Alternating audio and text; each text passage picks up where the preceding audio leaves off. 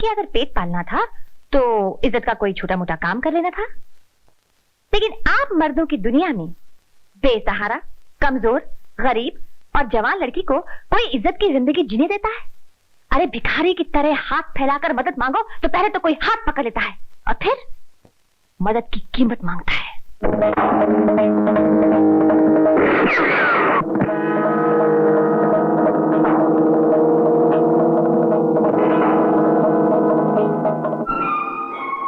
जब भी मुझे सुमन जैसी बेसहारा और शरीफ बच्ची मिल जाती है तो मैं उसे इन आबरू नोचने वाले गिद्धों से बचाकर यहाँ ले आती हूँ। उसे कला सिखाती हूँ, डांस करवाती हूँ, बेहयाई का धंधा नहीं करवाती।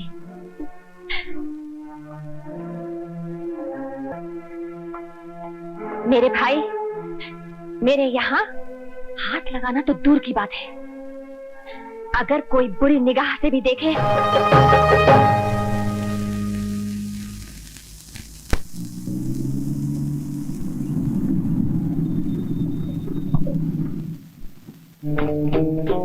आप सुन रहे हैं ना मैं क्या? Good morning dad. Morning mom. Morning Mona Mona now क्या है? रुको रुको, देख रहे आप? क्या हुआ? ये किसी भी तरह से लड़की नजर आती है? हाँ भाई, मुझे तो लड़की नजर आ रही है। हाँ, अगर तुम आजकल के जमाने की लड़की में 30 साल पहले की लड़की देखने की कोशिश करोगी तो निराश ही होना पड़ेगा। That's it, Dad. आपने बिल्कुल ठीक कहा। निर्मला, जमाने के साथ चलना और बदलना सीखो। एक बात कहूँ, बोलो। आपने अपनी बेटी को जरूरत से ज्यादा छूट दे रखी है। लो, बीच बीच में टोक भी दिया कीजिए। अब तुम तो टोकती ही रहती हो। और निर्मला, अच्छे खानदान का एक उसूल है, घर में एक आदमी टोकने वाला चाहिए तो दूसरा सर पर हाथ रखने वाला। बच्चे काबू में भी रहते हैं और मीठे भी बने रहते हैं। वाह वाह वाह, वेल सेड डैड। मेरे सर पे हाथ रखिए। आपको पता है, इसकी पढ़ाई लिखाई खत्म हो चुकी है। अब इसके लिए कोई लड़का वड़का देखिए ताकि इस जिम्मेदारी से भी हम मुक्त हो जाएं। हाँ, वो तो है। इस बारे में मैंने अपने कंपनी के मैनेजर गोपाल दास जी से बात की है। नमस्ते मालिक। नमस्ते मालकिन। बड़ी लंबी उम्र है आपकी, आपको याद किया और आप आ गए। मालकिन, किस सिलसिले में मुझे याद किया? मोना के लिए एक अच्छे लड़के की चिंता है हमें। हाँ, मोना हमारे घर की इकलौती बेटी है, इस घर का चिराग है, उसी से तो इस घर में रोशनी। अब मोना ही चली गई तो इस घर में तो अंधेरा छा जाएगा। और मुझे मालूम है कि आप उसकी जुदाई बर्दाश्त नहीं कर पाएंगी। आप कहते तो ठीक है, मगर एक तरीका है, बेटी का ब्याह भी हो जाए और घर में खुशी का उजाला भी बरकरार रहे। वो कैसे? वैसे कोई ऐसा लड़का तलाश किया जाए जो शादी के बाद यही घर जमाई बन के रह जाए। हाँ, ख्याल तो इनका बुरा नहीं है, लेकिन कोई खुददार, खानदानी, अच्छा लड़का घर जमाई बनने के लिए कभी तैयार नहीं होगा। आप एक दफे हुक्म तो कीजिए कि गोपाल दास एक अच्छा, खानदानी, इज्जतदार घर जमाई चाहिए, फिर देखिए मैं लड़कों की लाइन लगा दूंगा। गोपाल दास जी, सिर्फ हमारी पसंद से क्या होगा? आखिर लड़का पसंद करना है तो मोना को ही। मोना को? हाँ, इसलिए पहले मोना से पूछ ले तो बेहतर है। कहीं ऐसा न हो कि मोना ने पहले से ही कोई लड़का चुन लिया हो। डैडी। हाँ बेटा, मैं सिटी जा रही हूँ, शाम होने से पहले लौट आऊंगी। ठीक है, लेकिन ड्राइवर को साथ ले जाना।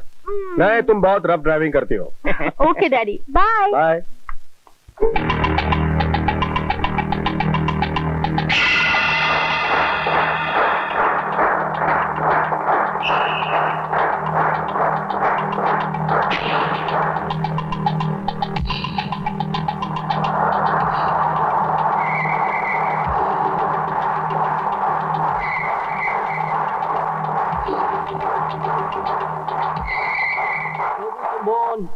अजीबत।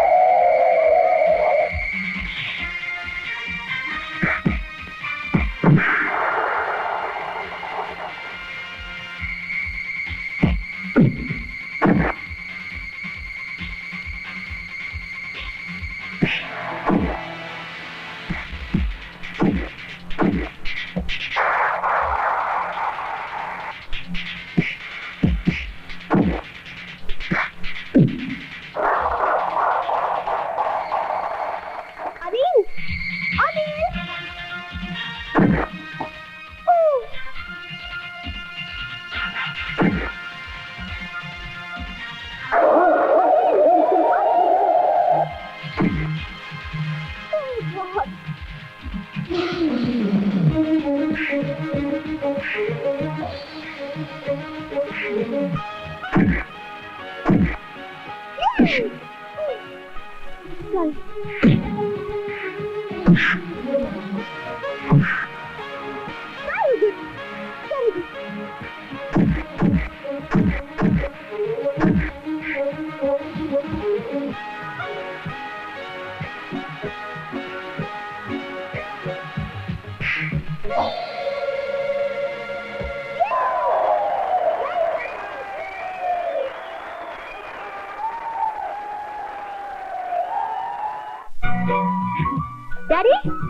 डैडी।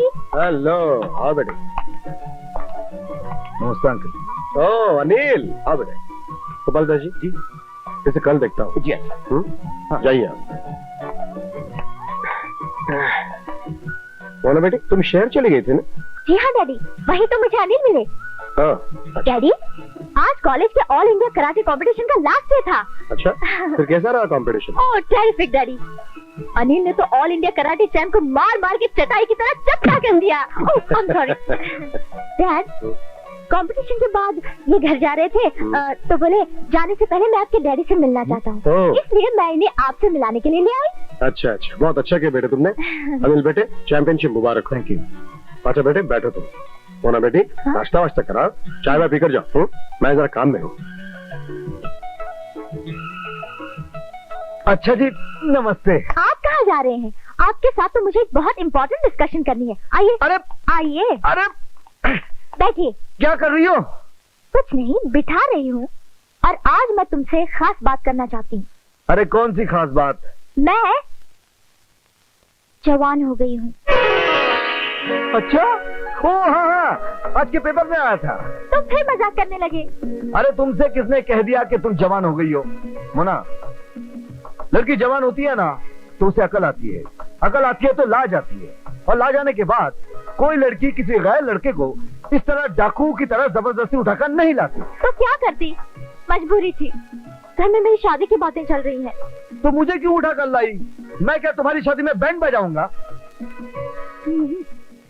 तुम मेरी शादी में दूल्हा बनोगे।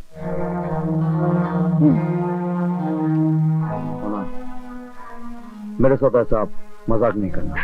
शादी करना मजाक है क्या? मोना, तुम एक करोड़पति बाप की इकलौती औलाद हो। सारी जिंदगी बंगलों में रही हो, जमीन पर कदम कम रखे, ज्यादातर गाड़ियों में घूमी हो। और मैं एक अनाथ, ना मां ना बाप, बचपन से मामा मामी के दर पर पड़ा हूं। रहने के लिए खुद की कोई छत भी नहीं है। बचपन से मामा मामी की रोटियां खाकर, प्राइवेट ट्यूशन देकर अपनी पढ़ाई खत्म की है। ऐसे इंसान के साथ अगर नाता जोड़ोगी तो जिंदगी भर पछताओगी। बिल्कुल नहीं पछताऊंगी। तुम शायद मेरे डैडी से डरते हो कि कहीं वो इनकार न कर दें, लेकिन वो अपनी बेटी की पसंद को ही अपनी पसंद समझते हैं। और जहां तक तुम्हारा सवाल है, तो डैडी तुम्हें बेहद पसंद करते हैं, हर वक्त तुम्हारी तारीफ करते रहते हैं। जब कोई दौलत वाला किसी गरीब इंसान पर खुश होता है ना, तो उसे नौकरी दे देता है, बख्शीश दे देता है, लेकिन उसके हाथ में अपनी बेटी का हाथ कभी नहीं देता। अनिल,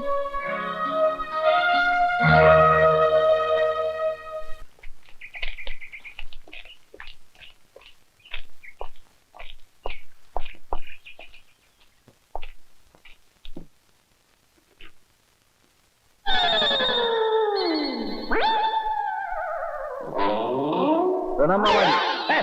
क्या चोरी करा? चोरी नहीं, मैं तो आपको प्रणाम कर रहा हूँ। ठीक है। लेकिन आप क्या कर रहे थे?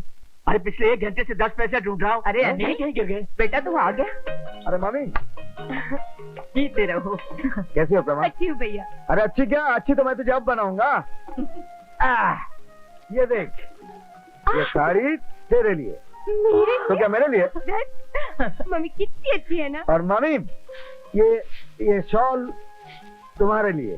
ये देखो। मिल गया। जय हो लक्ष्मी देवी, जय हो। अरे रे, अरे मामा, ये धोती आपके लिए। सिर्फ ये धोती?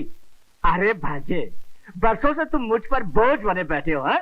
ये 10-15 रुपए के कपड़े लाकर तुम उस माँ बेटी को बेवकूफ बना सकते हो, मुझे नहीं। हाँ, पहले ये बताओ कि तुम्हारी नौकरी लगी कि नहीं लगी? अरे मामा जी, अभी तो शहर से वकालत की परीक्षा देकर आ रहा हूँ। जब तक पास नहीं हो जाऊंगा नौकरी कौन देगा? तो तू पास कब तक होगा? कल शाम तक हो जाएगा? कल शाम तक? अरे यूनिवर्सिटी का रिजल्ट है, कम से कम 2 महीने लगेंगे। 2 महीने? अरे सुनती हो, 2 महीने बाद जाकर इसकी परीक्षा का रिजल्ट निकलेगा। हाँ, फिर जाकर इसे नौकरी मिलेगी और फिर 1 महीना गुजर जाएगा, उसके बाद घर में पगार आएगी। इसका मतलब है 3 जमा 3 यानी कि 90 दिन में, यानी कि 3 महीने में 810 रोटियां खाएगा। उसके बाद सब्जी और भाजी अलग, 2 वक्त की चाय अलग। अरे मैं तो बर्बाद हो जाऊंगा ना। कैसी बातें करते हो जी? आपने कभी अनिल के लिए कुछ किया है? आपको तो इस बात की भी परवाह नहीं कि परिवार के लिए भी आपका कुछ कर्तव्य है। पत्नी गई जहन्नुम में, लेकिन बेटी के लिए कम से कम एक बाप का कुछ फर्ज होता है। फर्ज मुझे मत याद दिलाओ। हाँ, बेटी का ब्याह करवा दिया, यानी कि फर्ज पूरा हो गया और किस्सा खत्म, बस। मगर क्या फायदा ऐसे ब्याह का जो ब्याह के बाद भी लड़की कुंवारी की कुंवारी घर में पड़ी रहे। यहाँ से उठकर उसकी डोली ससुराल गई नहीं क्योंकि आपने उनकी मांगे पूरी नहीं की। अरे क्यों करूं उनकी मांगे पूरी? 1.5-2 रुपए की बात होती तो दिल पर पत्थर रखकर उनकी मांगे पूरी भी कर देता, लेकिन उनके भक्तों ने तो गज भर के लिए साथ में समाधि थी। याद है, पुलिस पढ़कर 1 हफ्ता भर में बेहोश आया था। हाँ, आप तो हफ्ता भर बेहोश पड़े रहे, लेकिन लड़की जिंदगी भर मैके में पड़ी रहेगी। हाँ, तो पड़ी रहे, इस जन्म में क्या अगले जन्म तक पड़ी रहे, लेकिन मैं दहेज नहीं दूंगा, नहीं दूंगा, नहीं दूंगा। हाँ।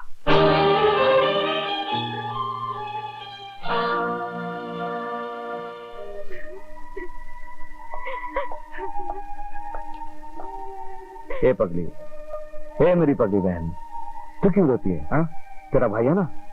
देखना, 1 हफ्ते के अंदर मेरे बुद्धू जीजाजी यानी कि तेरे पति परमेश्वर को यहाँ लाकर प्रकट नहीं किया ना तो मेरा नाम बदल देना। नहीं भैया, वो नहीं आएंगे। पिताजी उन्हें दहेज देंगे नहीं और बिना दहेज लिए ससुराल वाले मुझे लेने आएंगे ही नहीं। अरे छोड़ना, 1 हफ्ते के अंदर अंदर यहाँ का माहौल नहीं बदल दिया ना तो तेरी कसम मैं अपनी जान दे दूंगा। भैया ऐसा मत कहो। फिर हंस, चल अपनी बत्ती सी दिखा। ए चीनी के आपको पता है, बिटिया रानी शहर से अनिल को गाड़ी में बिठाकर यहाँ ले आई। अच्छा? हाँ? लेकिन मैं कहाँ थी? आपको तो दोपहर में खाना खा के सोने की आदत है, आप दुश्मनों से बेखबर सो रही थी। और मुन्ना के पिताजी? रोना तो इसी बात का है मालकिन कि सब कुछ उन्हीं की मौजूदगी में यही हो रहा था। यही। हे भगवान। देखिए, मुझे तो लगता है दोनों ने मालिक को अपनी ओर खींच लिया है।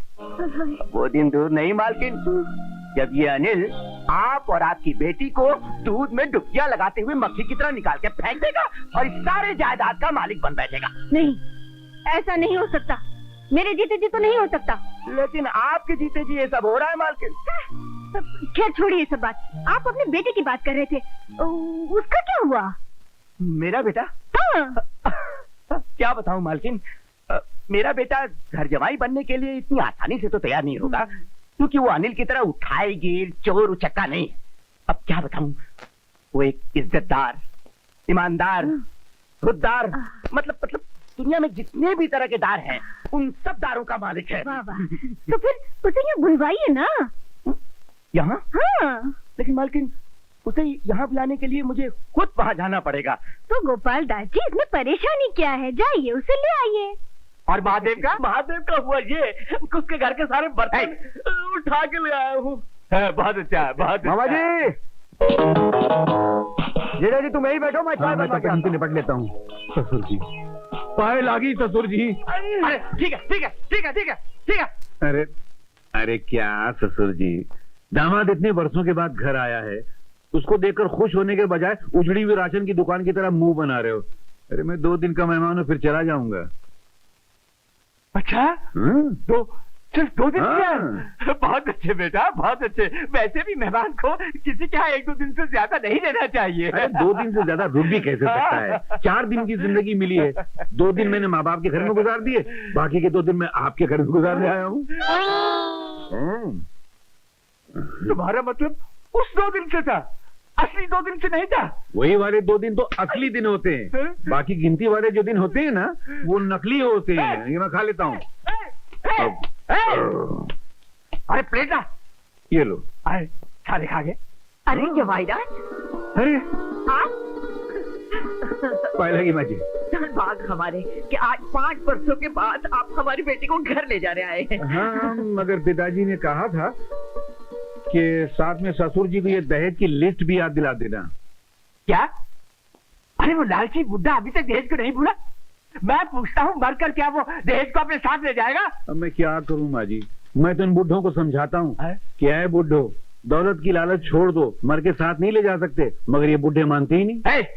तो अपने बुड्ढे से जाकर कह दे कि अब उसे इस घर से एक भेला भी दहेज नहीं मिलने वाला है। हाँ। अरे जिसने अपनी बेटी दे दी उसने सब कुछ दे दिया, और वैसे भी आजकल दहेज लेना और दहेज देना कानूनी जुर्म हो गया है, और एक सच्चा हिंदुस्तानी जान दे सकता है लेकिन दहेज नहीं दे सकता। तो चलो जान दे दो। चुप। आपने खाना पीना क्यों?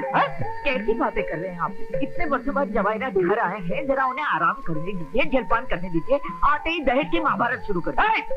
ये तेरी बेटी को ले जाने के लिए थोड़े है, ये तो अपने बुढ़े बाप के लिए दहेज मांगने आया है, लेकिन मैं भी दहेज नहीं दूंगा, नहीं दूंगा, नहीं दूंगा। हाँ। अबे अबे अबे ओ उल्लू की औलाद, मैं तुमसे बात कर रहा हूँ। मैं सुन रहा हूँ, आप बोलते हैं कि मैं दहेज नहीं दूंगा, नहीं दूंगा, नहीं दूंगा। हाँ। उधर मेरा बाप बोलता है कि मैं बिना दहेज के बहू को घर में घुसने नहीं दूंगा, नहीं दूंगा, नहीं दूंगा। दोनों तरफ नहीं दूंगा, नहीं दूंगा, नहीं दूंगा का बैंड बज रहा है। तो मैंने भी फैसला कर लिया है कि जब तक आप लोगों का फैसला नहीं हो जाता, मैं भी आपके घर से नहीं हटूंगा, नहीं हटूंगा, नहीं हटूंगा। अरे हाँ अनिल, वो अपनी छोटी छोटी गुड़िया, तुम्हारी बहन सुमन, वो कहाँ है? मैं भी कितना गधा हूँ, इतनी सी बता रहा हूँ, अभी इतनी बड़ी हो गई होगी, शादी हो गई होगी, ससुराल चली होगी, है ना? हाँ वो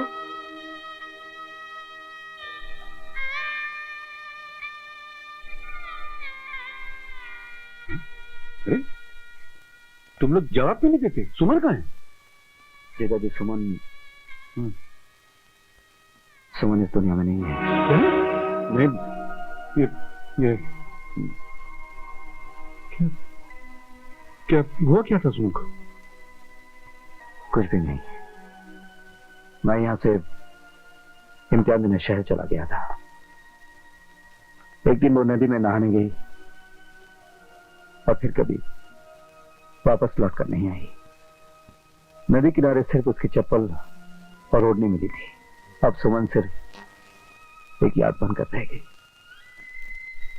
मैं गोपाल दास जी के लड़के की बात कर रही थी। देखो निर्मला, तुमने अगर बुला ही लिया है तो उसे हम अपनी ऑफिस में कोई नौकरी वोकरी दे देंगे। अरे मैंने उसे नौकरी करने के लिए नहीं बुलाया है। तो फिर? हमें मोना के लिए एक अच्छे लड़के की तलाश है ना, इसी सिलसिले में मैंने। अच्छा अच्छा अच्छा, I see।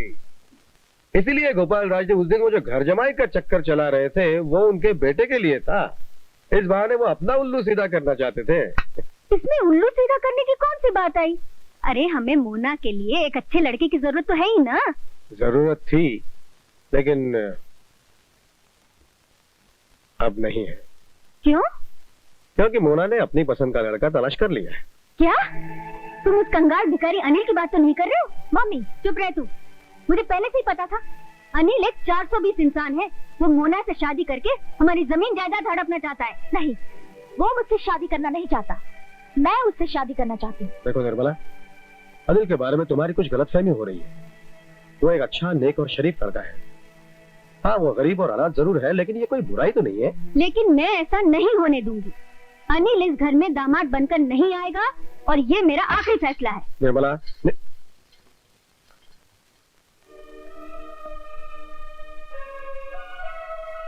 अरे मोना, तू क्यों मायूस होती है? मोना देख बेटी, मैं हूं ना, मेरे होते हुए तू क्यों चिंता करती है? देख, मैं तुझे वादा करता हूं कि तेरी शादी सिर्फ अनिल और अनिल के साथ ही होगी, ठीक है? सच डैडी? हाँ सच। आप तो कागज निकालूं? हाँ निकालो। इतना छोटा सा कागज है। चाहता हूँ। ये क्या है? हिसाब का कागज है। हिसाब का कागज? इतना लंबा? हाँ, तो जिनके हिसाब वसूल करने गया था उनकी जिंदगी की कहानी स्क्रीन प्ले और डायलॉग दोनों के साथ में लिख के लाया हूँ। मुझे डायलॉग वालॉग नहीं, हिसाब चाहिए, हिसाब। अच्छा लिखो, सुंदरलाल 800 रुपए। 800 रुपए। आगे। शंकरलाल 150 रुपए। बस बस इतनी ठीक है। चलो 950 निकालो। अरे आगे हिसाब तो लिखो पहले। अरे और काहे का आगे का हिसाब? इतनी गुलानी करनी थी। बताता हूँ, पहले कालीन तो सीधा करो मेरा। आज से फट जाएगा। आखिर में आते वक्त वो श्री राम भी तो मिल गया था ना? वो भी मिला? हाँ, मगर उसके बेटे को देख के मैं थोड़ा सा पिघल गया था। वो क्या है, बहुत सख्त बीमार था। ऐसे लगा जैसे जिंदगी की आखिरी सांसें ले रहा हो। वो घर का इकलौता चिराग है, तो मैंने उस चिराग को बुझने से बचा लिया। क्या मतलब उस बच्चे के इलाज पे 949 रुपए 80 पैसे खर्च हो गए। बाकी के पैसे 20 पैसे बचे, वो ये रहे। क्या काम है? नालायक, हरामखोर, उल्लू के बच्चे, मेरे 950 रुपए का नुकसान कर दिया और 20 पैसे मुझे हाथ में थमाना। मेरी लकड़ी कहाँ है? जिंदा नहीं छोड़ूंगा, जिंदा नहीं छोड़ूंगा। दरवाजा खोल, मैं कहता हूँ। अरे मेरे दरवाजा खोल, खोल दे दरवाजा। कहाँ छुपोगे? कहाँ छुपू? खोल दे, नहीं तो जान से मार दूंगा। पिताजी आई, एक मिनट। किधर गया वो? क्या हो रहा? अरे सोने दीजिए ना उसे। नहीं, हमारे यहाँ ससुराल में दामाद का बेटी के साथ सोने का रिवाज नहीं है। तो फिर किसके साथ सोने का रिवाज है? ससुर के साथ सोने का। हट, मैं छी, हट। अभी चलो, अभी मैं कहता हूँ चलो। मेरा नींद आ रही। अबे उठता है कि नहीं उठता? मैं सो चुका हूँ। अबे उठ लो कहता हूँ। अरे उठता हूँ क्या? कचरा उठा के बाहर फेंक रहे हो क्या? चल। एक मिनट, ये मंगलसूत्र से आने दो। चल। क्या आदमी है? अरे पहलवान है क्या? आज के बाद तू यहाँ सोएगा और आप? मैं भी यहाँ तेरे साथ। देखिए, आपके मुंह से बदबू आती है। कोई बात नहीं, तू फिक्र मत कर, मैं मुंह में फ्लिट मार लूंगा, घासला छड़क लूंगा। चले। कौन है बे? दुर्गा प्रसाद जी, दौलत का भंडार हमारे घर में। पधारिए, पधारिए, पधारिए। धन्यवाद, धन्यवाद, धन्यवाद। सेठ जी, आपने खुद क्यों कष्ट किया? मुझे हुक्म किया होता तो मैं भागा भागा आपके पास चला आता और जूतों की तरह आपके पाँव से लिपट जाता। कैसी बातें कर रहे हैं आप? अरे नहीं सेठ जी, मैं सच कहता हूँ। मैं दौलत को देवी समझता हूँ और दौलत वालों को देवता। खैर, ये तो आपका अपना ख्याल है, लेकिन इस वक्त गर्ज मेरी है, इसलिए मैं आपके पास चला आया हूँ। हुक्म तो कीजिए सेठ जी, क्या सेवा करूँ आपकी? आपका भांजा अनिल, उसके बारे में आपके साथ बात करने आया हूँ। अनिल के बारे में? हाँ। क्यों? क्या किया उसका वक्त ने? उसने हमारी बेटी का दिल चुरा लिया है। ऐसा? उसने चोरी का धंधा शुरू कर दिया है? मैं अभी जाकर दिल लेकर वापस आता हूँ। नहीं नहीं, आप बात को समझे नहीं साधुराम जी। दरअसल मेरी इकलौती बेटी मोना के लिए मैं अनिल का रिश्ता मांगने आया हूँ। जी? ऐसा? यानी कि आप अपनी बेटी का रिश्ता मेरे भांजे के साथ करना चाहते हैं? ये कैसे हो सकता है सेठ जी? अनिल एक नेक, ईमानदार, शरीफ और पढ़ा लिखा लड़का है और इसीलिए हमने उसे अपना दामाद बनाने का फैसला कर लिया है। सेठ जी, मैं समझ में नहीं आ रहा कि मैं क्या कहूँ और ये क्या करूँ। आप बैठे क्यों हैं? खड़े हो जाइए। मेरा मतलब है कि आप खड़े क्यों हैं? बैठ जाइए ना, मैं अभी आता हूँ। लेकिन बात तो सुन लीजिए। हाँ जी जी, फरमाइए। शादी के बाद हमारी बेटी यहाँ नहीं रहेगी, बल्कि अनिल को हमारे साथ रहना पड़ेगा। मतलब कि अनिल को आप अपना घर जमाई बनाना चाहते हैं? बस यूं ही समझ लीजिए। सेठ जी, एक बात कहूँ, बुरा तो नहीं मानिएगा? नहीं नहीं, कहिए। इस फैसले के लिए मुझे अपनी घरवाली से जरा राय लेनी पड़ेगी। नहीं नहीं, जरूर लीजिए। हाँ बैठी ना। आजी सुनती हो? सुनती हो? आजी सुनती हो? यहाँ तो कोई नहीं। चलो अच्छा हुआ, खुद ही नाटक करके सारा पैसा सेठ से वसूल कर लेता हूँ। अरे सुनती हो? इस शहर के सबसे बड़े रईस सेठ द्वारका प्रसाद जी अपने बेटे अनिल का रिश्ता मांगने आए हैं। हाँ, उसे अपना घर जमाई बनाना चाहते हैं। अरे तुम्हारी अक्ल पर पत्थर पड़ गया क्या? हमने अनिल को अपना भांजा नहीं, अपना पेट समझकर, पढ़ा लिखा कर, पाल पोस कर बड़ा किया है और जब 2 पैसा कमाने की बारी आई है तो किसी अमीर के घर उसको घर जमाई बना रहे हो। अरे भगवान, तुम समझते क्यों नहीं हो? वहाँ अपना बेटा सुखी रहेगा। अजी वो वहाँ सुखी रहेगा तो हम क्या दुखी रहेंगे? सारी जिंदगी मेहनत हमने की और वो फायदा कोई और उठाएगा। एड़ियां रगड़ रगड़ के बुढ़ापे में मरेंगे और वो किसी और का सहारा बनेगा। जा कर इनकार कर दो। अरे इनकार करना उनका अपमान करने के बराबर होगा। अरे तो क्या उनके अपमान के लिए मैं अपनी जिंदगी तमाम कर दूं? मैं अपने कलेजे के टुकड़े को ऐसे नहीं छोड़ूंगी, अपने बच्चे को नहीं जाने दूंगी, अठन्नी तक वसूल कर डालूंगी। तुम हद से ज्यादा आगे बढ़ रहे हो। अरे क्या कर दो, मार डालोगे क्या? अरे तुम हद से ज्यादा आगे बढ़ती जा रही हो। अरे क्या बात करते हो? माफ करना। आज जिंदगी में पहली बार तो मौका मिला है और तुम कहते हो हद से ज्यादा बढ़ती जा रही हूँ।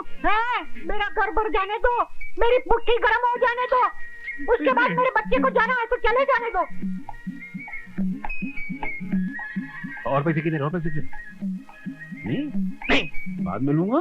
जाओ, जाकर हाँ कर दो, मैं राजी हूँ, जाओ। सेठ जी, मैंने अपनी घरवाली को राजी कर लिया है। बहुत अच्छे। बस अब यूं समझिए कि रिश्ता तय हुआ ही हुआ। साधुराम जी, मैंने आप लोगों की सारी बातें सुन ली है। ये 1 लाख रुपए का चेक है।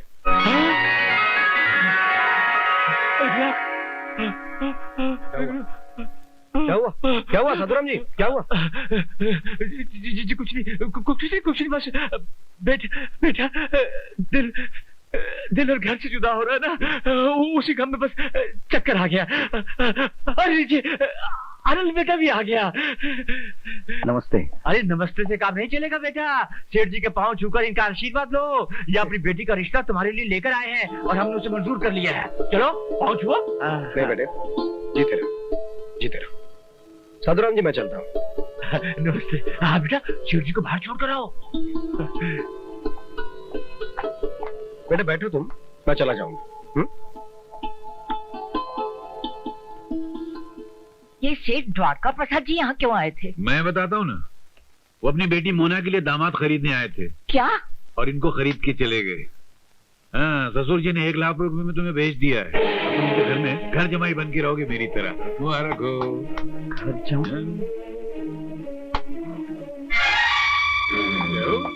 जय हो लक्ष्मी देवी, जय हो।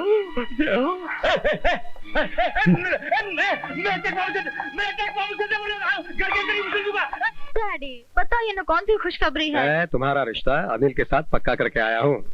क्या? ये रहा आपका चेक। या ये 1 लाख रुपए का चेक मुझे खरीदने के लिए जो मामा जी को देकर आए थे, वो लौटाने आया हूँ। मैं गरीब जरूर हूँ सेठ जी, मगर बिकाऊ नहीं हूँ। घर जमाई बनकर मेरी खुददारी को नीलाम करने वालों में से नहीं हूँ। नहीं बेटे, तुम शायद मुझे गलत समझ। आप मुझे गलत समझ बैठे। आपने शायद ये सोच लिया कि मैं दौलत की वजह से मोना से शादी कर रहा हूँ। लेकिन बेटे, डैडी अनिल बिल्कुल ठीक कह रहे हैं, अपना चेक वापस ले लीजिए। अगर इन्हें यहाँ रहना मंजूर नहीं है तो मुझे ब्याह कर इनके साथ विदा कर दीजिए। ये मुझे जहाँ भी ले जाएंगे, जैसे भी रखेंगे, मैं उसी को अपना स्वर्ग समझूंगी। नहीं मोना, ये भी नामुमकिन है। आशा और में पली हुई एक रईस इंसान की बेटी को अपने घर ले जाकर दुख और तकलीफ के कांटों में नहीं घसीटूंगा। मैं तुम्हारे लायक नहीं हूं मोना। इसका मतलब है कि तुम मुझसे ब्याह ही नहीं करना चाहते, और अगर नहीं करना चाहते तो मेरे साथ प्यार का ढोंग करने की क्या जरूरत थी?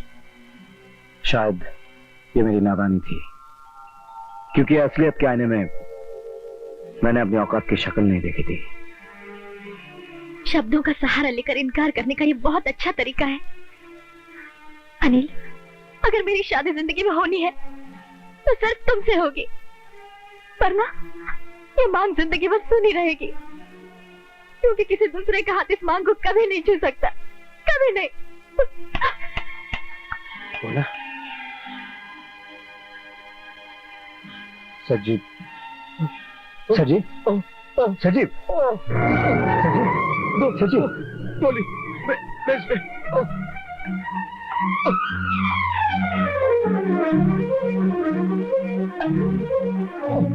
लीजिए।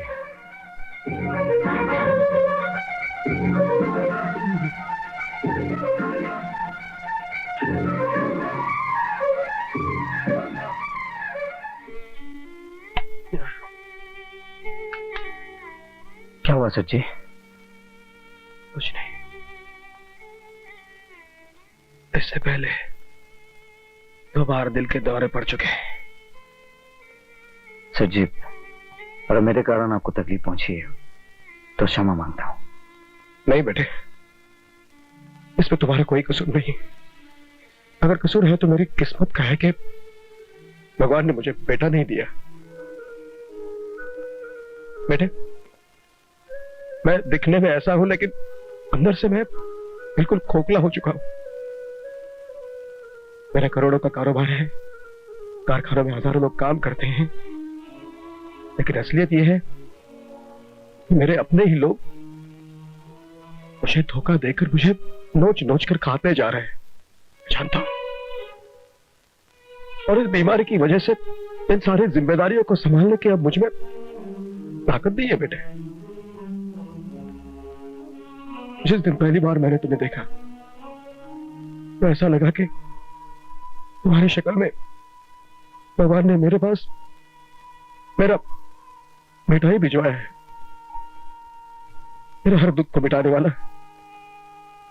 मेरे सारे कारोबार को संभालने वाला। मगर बेटे, अगर ये मेरी दौलत तुम्हारे और मोना के प्यार के बीच दीवार बनकर खड़ी है तो मैं मेरी ये सारी दौलत दान देकर उस दीवार को गिरा दूंगा। सच्ची? मैं जानता हूं बेटे, घर जमाई बहुत गिरा हुआ शब्द है, लेकिन मैं तुम्हें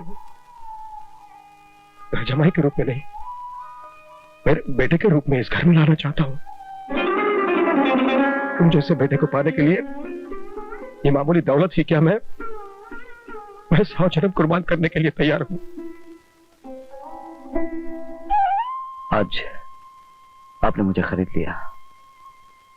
इतनी इज्जत, इतना प्यार इस अनाथ को आज तक किसी ने नहीं दिया। आपके इस प्यार के लिए आपका ये बेटा सब कुछ करने को तैयार है बाबूजी।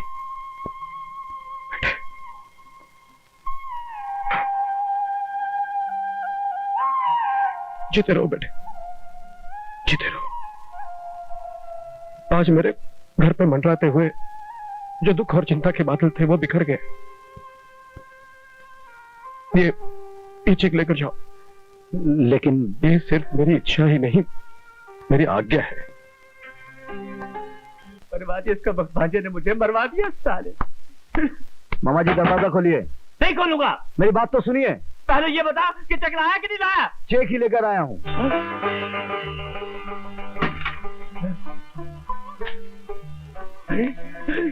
जय हो लक्ष्मी माँ, जय हो जय हो जय हो। क्या ये? दहेज की लिस्ट। अच्छा, ₹1,00,000 का चेक देखा तो दहेज की लिस्ट याद आई। अभी देता हूँ। ये क्या? Xerox copy. अच्छा, अभी देता। ये क्या? जेरॉक्स।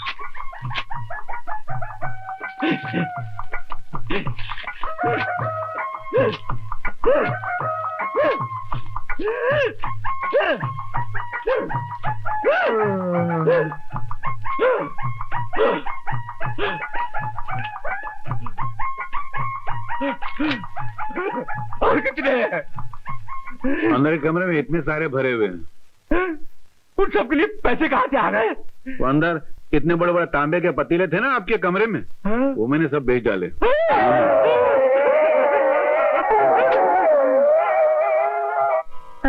ये कौन है? मालकिन, मैंने आपसे अपने बेटे के बारे में जिक्र किया था ना, ये वही है रमेश। अच्छा ठीक है बेटा, जीते रहो। बड़ा खुददार और नेक लड़का है मालकिन। मैंने बड़ी मुश्किल से इसे शादी के लिए, मेरा मतलब है आपकी सेवा में रहने के लिए राजी किया है। अब देखिए माँ जी, अगर आप मुझसे दिन रात सेवा करवाएंगी तभी मैं यहाँ पर रहने के लिए तैयार हूँ, वरना घर जमाई बनकर मुफ्त की रोटियां तोड़ने का पपलू, अब मेरा मतलब है खाने का पपलू, मेरे स्वभाव में नहीं है। It's not my habit. I am a very Gopal Das ji, मुझे बहुत दुख के साथ कहना पड़ रहा है कि आपके हीरे जैसा लड़का मेरी मोना की किस्मत में नहीं है। लेकिन क्यों, क्या बात हो गई? क्या बाप बेटी दोनों एक हो गए हैं। उन्होंने मोना की शादी उस भिखारी अनिल से तय कर दी है। इतवार को तो शादी भी है। गोपाल दास जी, मैंने जो आपको तकलीफ दी है उसके लिए क्षमा करें। क्यों बाबू, बड़ा बबलू फिट करना चले थे? मुझे घर जमाई बनाने चले थे? बन गया ना मैं करोड़पति। निराश क्यों होता है? मैं भी चुप बैठने वाला जानवर नहीं हूँ। कमाल है, इतना खूबसूरत नौजवान बेटा है मेरा, इसे क्या मैं मुफ्त में जाने दूंगा? कम से कम लाखों में बेचूंगा, लाखों में। देख लेना, इस घर की 4 दीवारी में जहरीले पंजों के वो जाल बिछाऊंगा कि तू इस घर का दामाद बन के रहेगा और मैं इस घर का मालिक। वाह बापू हो तो ऐसा। अच्छा बापू, मैं चलता हूँ। कहाँ जा रहा है तू? उस भिखारी के पास? अरे वहाँ कैसे जा सकता हूँ? तो वहाँ के तो कर्जदारों को मुझे 60-70 हजार रुपए चुकाना है। हाँ, अगर आप देते तो मैं वहाँ का पपलू फिट कर दूंगा। मेरे पास नहीं है, नहीं है। हाँ तो ठीक है, तो और के पपलू फिट करता हूँ, वो बात ढूंढता हूँ जिसके पास ये हो। कंगाल। देख देख देख, तू कहीं भी जा, लेकिन टेलीफोन से कनेक्शन बनाए रखना। मैं तेरा यहाँ पपलू फिट करता हूँ।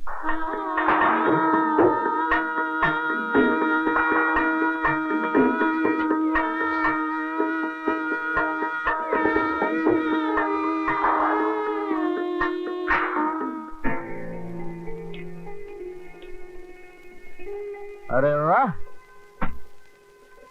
पहले तो खुले मुंह मवालियों की तरह रास्ते पर मुझे धक्के मारकर चलती थी, और आज जब हम दोनों विवाह के बंधन में बन गए तो 1.5 गज लंबे घूंघट में अपना चेहरा छिपा लिया।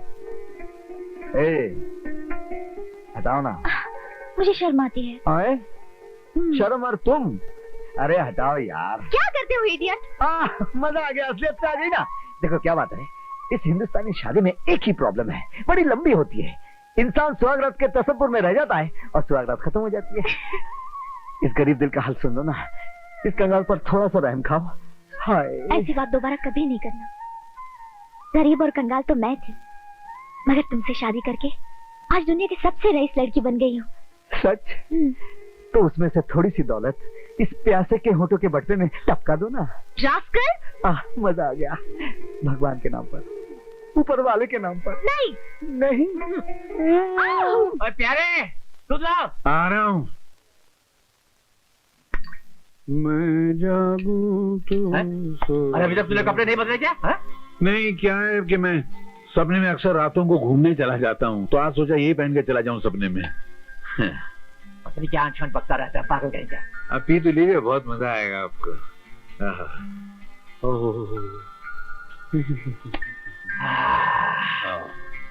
चल चल, लेट जाओ, सो जा। चल चल, सोता हूँ ना, लेट जाओ, सो जा। चल। डांटते क्या तुम? तू सो जा, मैं रात को उठ कर देखता रहता हूँ तू सो रहा है कि नहीं सो रहा। मैं भी देखता रहता हूँ कि आप मेरी तरफ देखते रहते हैं। का घर है ये रानी। अरे क्या करें? जाइए जाइए, पिताजी आ जाएंगे। बिल्कुल नहीं आने वाले। मैंने उनके दूध में है ना घोड़ों को सुलाने वाली गोली मिला दी है। अब वो रात भर खराटे मार मार के मोहल्ले को बर्बाद करते रहेंगे और हम दोनों जिंदगी पहली मरतबा आबाद होंगे। अनिल, इनसे मिलो। आप हैं मिस्टर गोपाल दास जी, हमारी कंपनी के जनरल मैनेजर, और आप हैं mister Lakhpatiya, head cashier of the company. दोनों हमारी कंपनी के बहुत पुराने मेंबर्स हैं। गोपाल दास जी, आज से मैंने मेरी सारी जिम्मेदारियां अनिल को सौंप दी है। आज के बाद आपको जो भी सलाह करनी है, मशवरा करना है, अनिल से कीजिए। ठीक है जी। इसके बाद कभी भी किसी भी काम के लिए मेरे पास आने की जरूरत नहीं है जी। ओके? चलो अनिल, मैं तुम्हें अपनी फैक्ट्री दिखा दूं। चलो।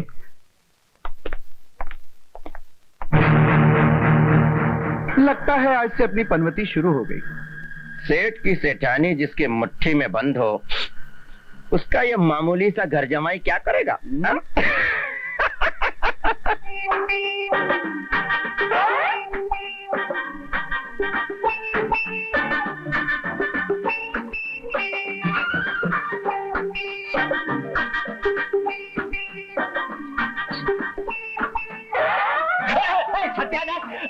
सत्यानाश हो। अब ये क्या बदतमीजी है? बदतमीजी नहीं है, मटके में से पानी छिलक रहा है। अरे तो अंदर ले जाओ ना। कैसे जाएं? मटका ऊपर अटक रहा है। तेरा हाथ लगा के मटका उतार देने तो। क्या जख्म है बदमाश कतीक, तेरी तो अरे अरे मेरा हाथ ऊपर तक नहीं पहुंच रहा है। तो नीचे का मटका निकाल ले। हाँ ये भी ठीक है। अरे नीचे का निकालूंगा तो ऊपर कैसे जाएंगे? हाँ तो क्या मैं रावण के सरों की तरह सारी जिंदगी मटका लेके घूमता रहूंगा क्या? बकवास बंद कर, चल बैठ जा, उतारता हूँ मैं। नीचे बैठूंगा तो मटका तुम्हारे मुंह पे गिर के खराब हो जाएगा। हाँ, ये भी ठीक है। ठीक है तू जमान, मैं स्टूल लेकर आता हूँ। कौन सा स्टूल? वो जो शमशान से चुरा के लाए थे वो?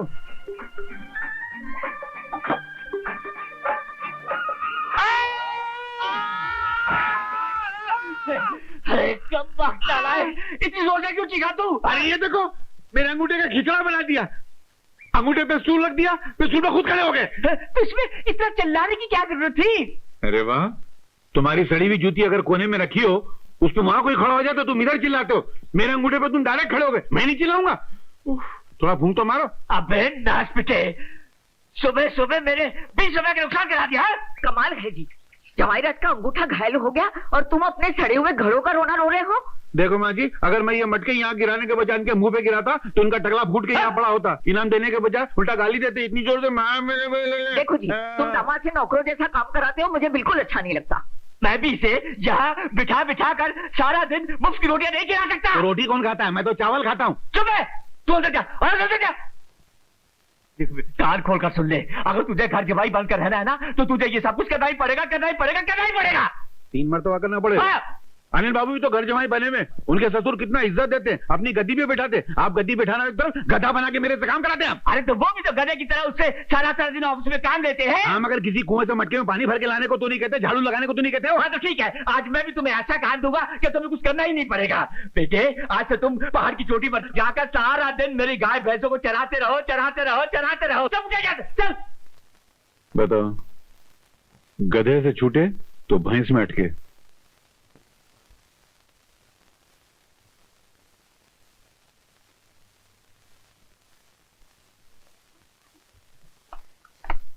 नमस्ते भाभी। नमस्ते। अरे आप लोग आज मेरे घर का रास्ता कैसे भूल गए? यूं ही आपसे और भैया से मिलने को जी चाहा तो चले। बहुत अच्छा किया, आइए ना। लेकिन ऐसे लगता है आप लोग कहीं बाहर जा रहे हैं। हाँ, उनके साथ घूमने बाहर जा रही थी, लेकिन आप लोग आए हैं तो जाना क्या? अरे नहीं नहीं, आपको तो जाना चाहिए। नहीं नहीं, आप इतनी दूर से आए हैं, आइए ना। हम लोग की परवाह मत करो, हम लोग भी आज बड़ी मुश्किल से घूमने निकले हैं। मुश्किल से?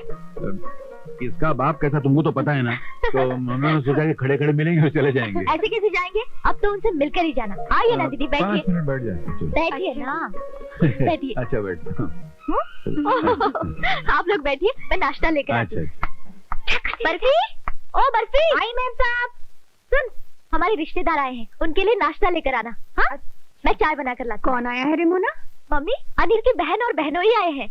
ऐसे छोटे और गिरे हुए लोगों को अपना रिश्तेदार बनाने लगोगी ना, तो हिंदुस्तान की आधी आबादी इस घर में होगी। आहिस्ता मम्मी, कहीं वो लोग सुन लेंगे तो क्या सोचेंगे? ऐसे भीखमंगों के दिल पर कुछ बीतती उठती नहीं है, समझी? ऐसे लोग जब किसी पैसे वाले के घर आते हैं तो कुछ मांगने ही आते हैं। सुनो, 10-20 रुपए देके चलता करो इन्हें। ऐसे लोगों को आइंदा घर पे नहीं बुलाना, समझी? ऐसी होता है, किसी अमीर के घर कोई गरीब रिश्तेदार जाता है तो भिखारी समझा जाता है। मना किया था ना तुमको, और आना यहाँ पर।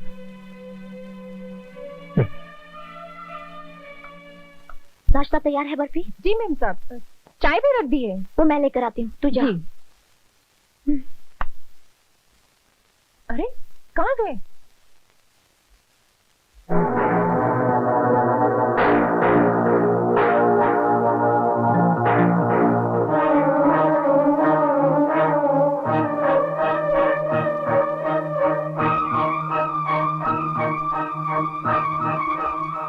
बर्फी, जी मैम साहब, कहाँ गए वो लोग? मालूम नहीं मैम साहब, जब मैं आए तो कोई भी नहीं था। ओह, चले गए? चले गए? कौन कहाँ चले गए? तुम्हारी बहन और प्यारे भैया आए थे। और मुझे मिले लगा चले गए? वो माँ ने उनके खिलाफ मुझसे कुछ उल्टी सीधी बातें कही, शायद उन्होंने वो सुन ली, इसलिए चले गए।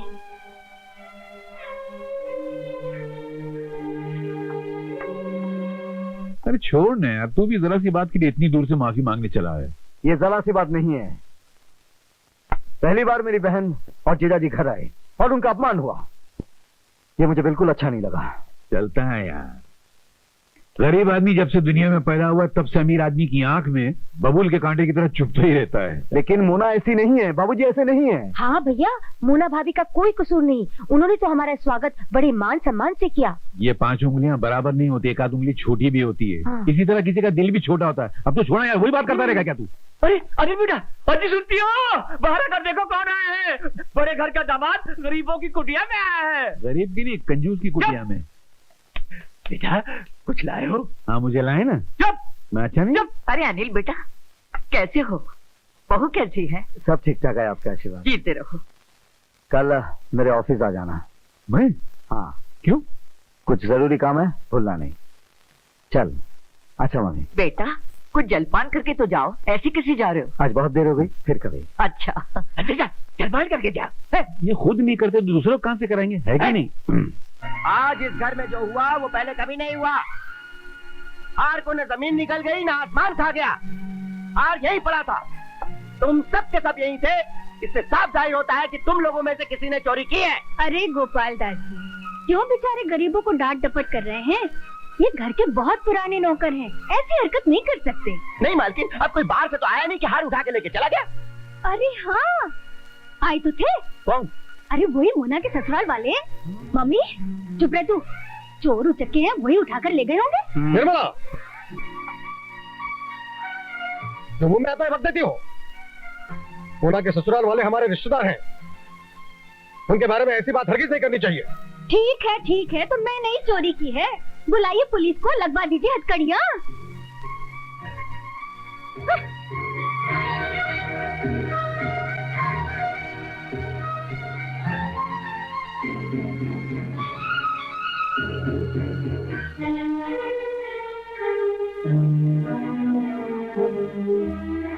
अनिल, मोना, कहीं तुम्हें भी मेरी बहन और बहनी पर शक तो नहीं कि उन्होंने तुम्हारा नेकलेस चुराया है? कैसी बातें करते हो? ऐसी बेहुदा बातों का ख्याल भी कभी मेरे मन में नहीं आ सकता। तुमने अपनी मोना को पहचाना नहीं क्या? मैं कभी ऐसा सोच सकती हूँ? लेकिन तुम्हारी मम्मी तो। अनिल, मुझे नेकलेस चोरी हो जाने का इतना गम नहीं है जितना कि मम्मी की बातों से दुख पहुंचा है। कुछ भी बोल देती है किसी के भी सामने।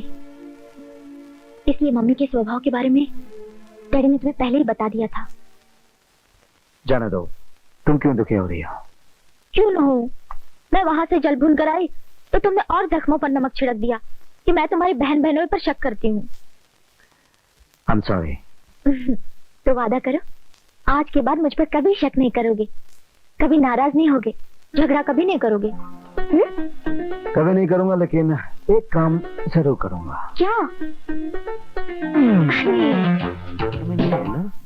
बाबूजी, इसका मतलब आप मैनेजर साहब के बेटे हैं?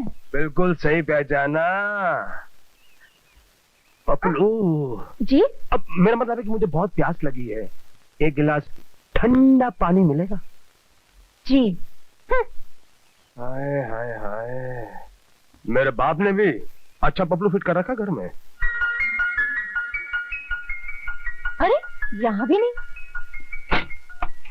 अरे दरवाजे की कुंडी क्यों लगा? अरे रानी, अगर घर के दरवाजे की कुंडी बंद करो तो दिल के दरवाजे की कुंडी ऑटोमेटिकली खुल जाती है। हाँ तो जाने दो। अरे चली जाना। अरे मैं कहाँ रोक रहा हूँ? देखो रानी, 5 मिनट के लिए तुम रुक जाओ और 2 घंटे के बाद चली जाना। क्या मतलब? मतलब ये कि तुम्हारा नाम क्या है? बर्फी। हाँ हाँ हाँ हाँ, कितना मीठा नाम है। थोड़ा सा चखना। छोड़िए ना। चखने देना। अरे चखने दे। छोड़िए ना। अरे कौन है? ये तो रमेश की आवाज है। अरे रमेश, दरवाजा खोल। अरे कुत्ता आ गया। कुत्ता? आपके बाबूजी हैं? अरे हम लोग ऐसे ही हैं। अब खोलता दरवाजा, खोलता हूँ। अरे खोल ले दरवाजा, क्या कर रहा है तू? नीचे घुस, नीचे घुस, नीचे। आवाज नहीं करना, सांस मत लेना। खोल रहा हूँ। अरे जल्दी खोलना। क्या कर रहा था तू? कब से मैं दरवाजा खटखटा रहा हूँ? मुझे तुझसे। अरे बाबू, क्या उधर नहीं? वो क्या है कि आपका वजन ज्यादा है और कुर्सी कमजोर है। बापू आप यहाँ बेड पे बैठो ना आराम से। मेरा मोटा बापू, ये पिल्लो लो। कब आया तू? 25 साल पहले। अब मेरा मतलब है कि 15 मिनट पहले ही आया मैं। कोई खास काम? खास काम यह है बापू, मुझे कुछ रुपयों की जरूरत है। आप मुझे 5 चले 5 रुपए ले। अरे 1000 तो बोलने दो। 5000।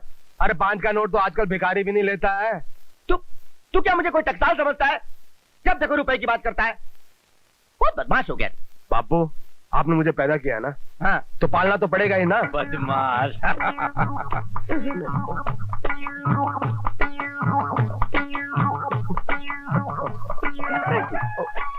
वो आपकी नस्वार मेरी नाक में चली गई ना।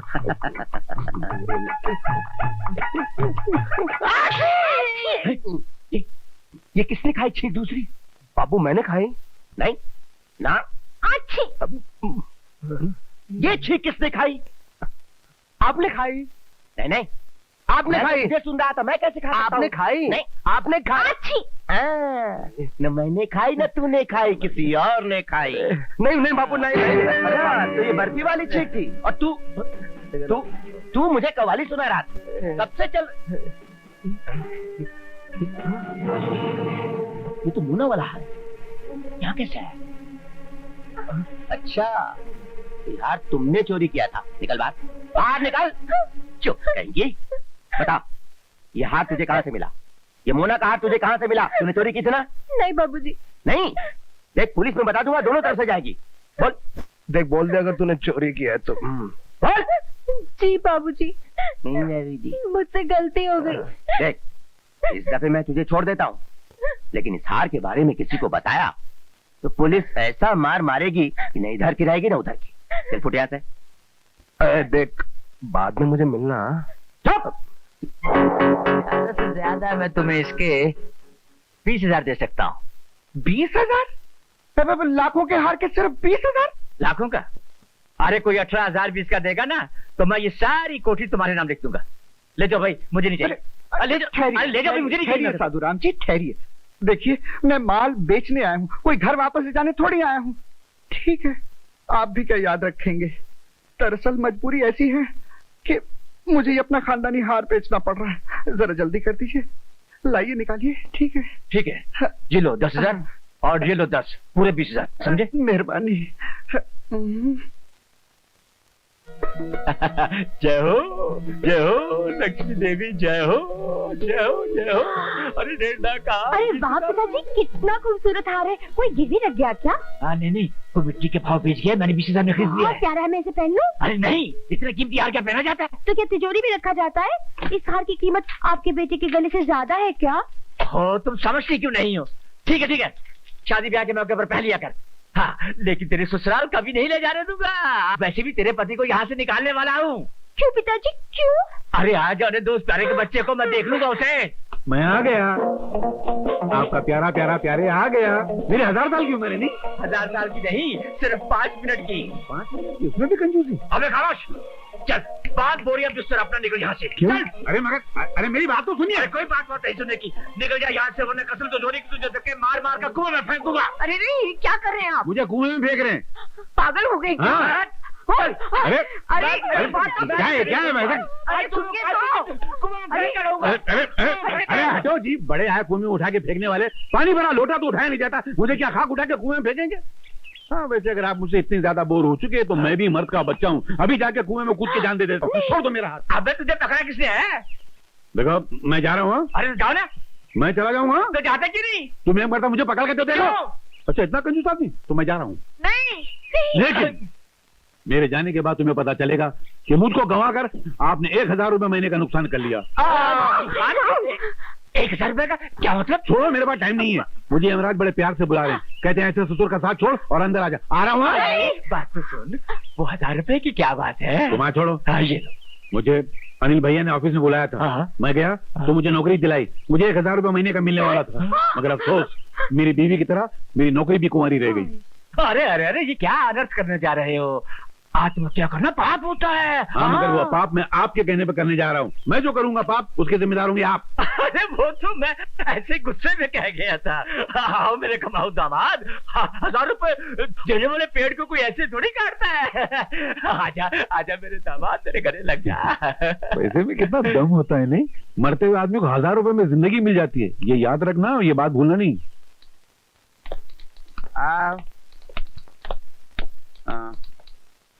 तकपतिया जी मालिक। ये मालिक? मैंने तो सुना था कि सेठ द्वारका प्रसाद इस कंपनी के मालिक हैं। मैनेजर कौन है? मैं हूँ। तो फिर ये आपको मालिक क्यों बोल रहे हैं? वो इज्जत से मुझे मालिक कहता है। नहीं, पर इतनी इज्जत नहीं लेनी चाहिए, आपको हजम नहीं होगी। मैनेजर को सेठ की जगह थू थू थू। नहीं, एक मिनट सुनो, आज से मुझे मैनेजर साहब कहा करो। जी मैनेजर साहब। ठीक है?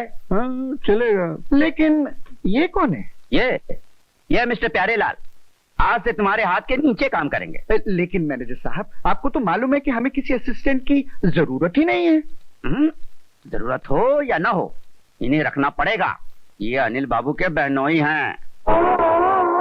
अच्छा अच्छा, अच्छा तो ये बात है, तो समझ लीजिए रख लिया। हाँ ठीक है, रख लिया। आज पे डे है, 10 बज गए हैं, अभी तक तनख्वाह बांटी नहीं, जा तैयारी कर। जी जी जी।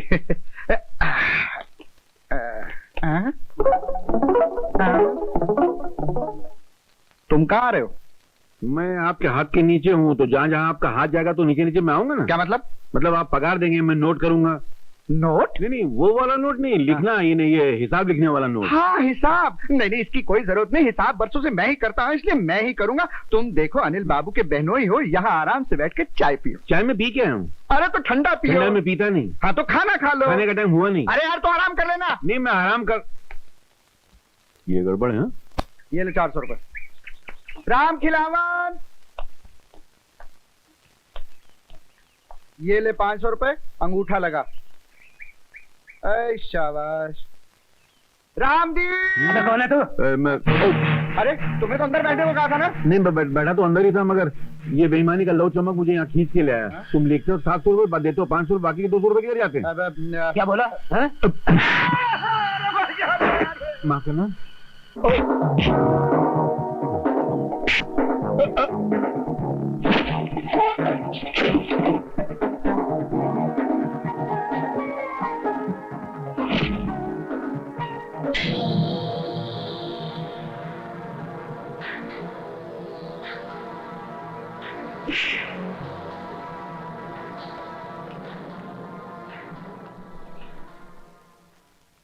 ये लोग कौन है? यहाँ तो हर मजदूर के साथ यही होता है साहब। साहब, हर एक की तनख्वाह से खजांची 200-300 रुपया काट कर खुद रख लेते हैं। अरे उससे क्या पूछता है, अपने मैनेजर से पूछ। अरे नहीं, ये कौन है? मैं इन्हें नहीं जानता। अच्छा, मेरा नाम लेके यहाँ दादागिरी करने आए हो? चले जाओ यहाँ से, मैंने कहा जाओ।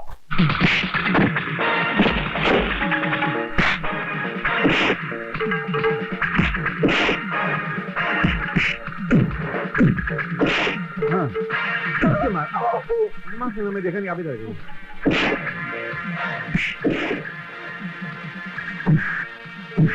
यार, अब क्या इसमें आते हैं, मैं लगा तो नहीं ना। ठीक है, आप इधर आ जाइए। जान दीजिए। माफ कर दीजिए, भूल हो गई, बड़ी गलती हो गई मेरे से। महंगाई का जमाना है, इतनी तनख्वाह में गुजारा नहीं होता, और फिर मेरी माँ भी बीमार है और एक जवान बहन, उसकी शादी करनी है। बस इस मर्तबा माफ कर दीजिए। छी लखपतिया, हमने तुझ पर भरोसा करके हमने तुझे खजांची के पोस्ट पे रखा। उधर बोलो। हाँ। और तू जिस थाली में खाता है उसी में छेद करता है। छी। अनिल बाबू, इस दफे इस पर तरस खाती से माफ कर दीजिए। चलो माफ कर दिया, लेकिन आज से तुम प्यारे भाई के हाथ के नीचे काम करोगे। और सुनो, ये तुम्हारे लिए लास्ट वार्निंग है। सिर्फ तुम्हारे लिए ही नहीं, आपके लिए भी लास्ट वार्निंग। हो गया जी। तुम मेरे पीछे पीछे काय के लिए आ रहे हो? वो मैं आपके हाथ के नीचे हूँ ना, जहाँ आपका हाथ जाएगा वहीं मैं जाऊंगा। तुम वहां बैठो जी। मैं ऑटोमेटिक हाथ ऊपर रख दूंगा। जी, जी। चोर रहेगा। और सुनो, जी जी कैश बुक लेकर आओ। जी जी जी जी। Cash book. सीधे खड़े रहो, जी। ज्यादा दो मत हिलाओ।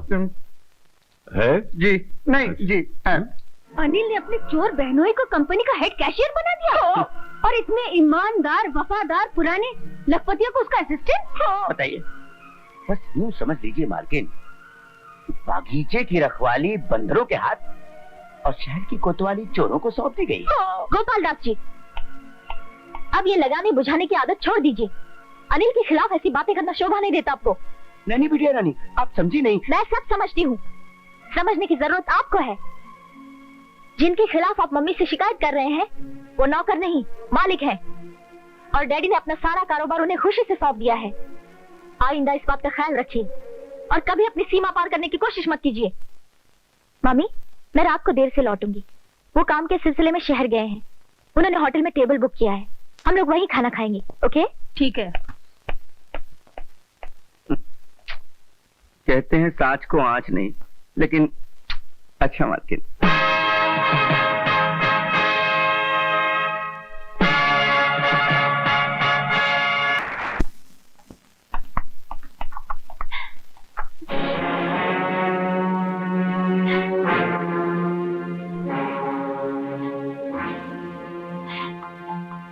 भैया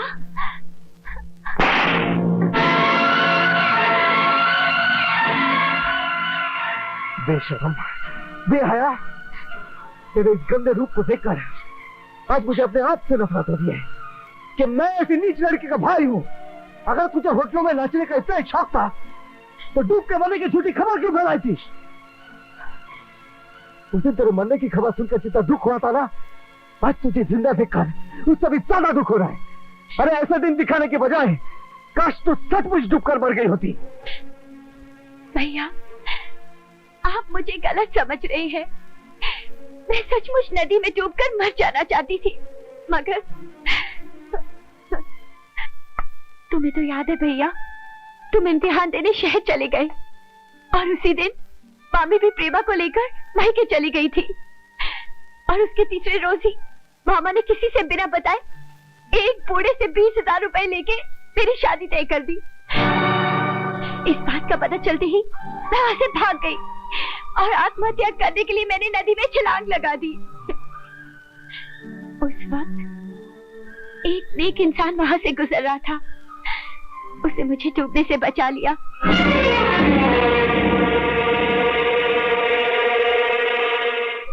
मेरी कहानी सुनकर उसको मुझ पर दया आ गई और उसने मुझसे शादी कर ली।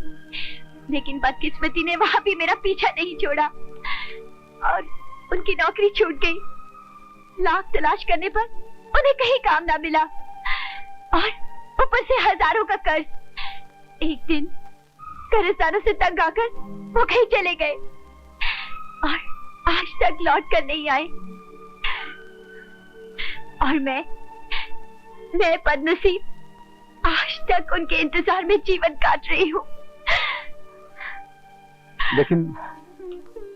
लेकिन इस तरह होटलों में नाचने की क्या जरूरत थी? अपना पेट पालने के लिए छोटा मोटा काम कर सकती थी। इसका जवाब मैं देती हूँ। आप? मैं हूँ लीना शर्मा, इस होटल की मालकिन। आपने अभी अभी सुमन से कहा कि अगर पेट पालना था तो इज्जत का कोई छोटा मोटा काम कर लेना था। लेकिन आप मर्दों की दुनिया में बेसहारा, कमजोर, गरीब और जवान लड़की को कोई इज्जत की जिंदगी जीने देता है? अरे भिखारी की तरह हाथ फैलाकर मदद मांगो तो पहले तो कोई हाथ पकड़ लेता है और फिर मदद की कीमत मांगता है।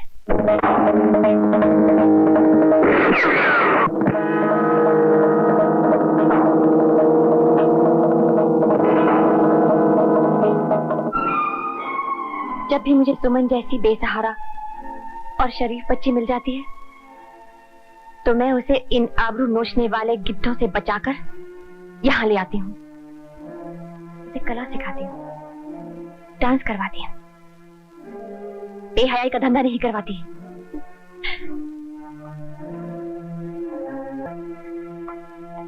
मेरे भाई, मेरे यहाँ हाथ लगाना तो दूर की बात है, अगर कोई बुरी निगाह से भी देखे तो मैं उन निगाहों के कटोरों को गोलियों से छलनी कर दूंगी।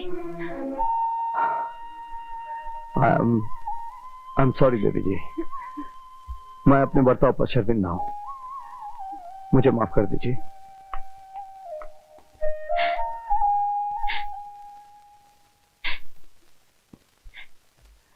मुझे माफ कर दो सुमन। भैया,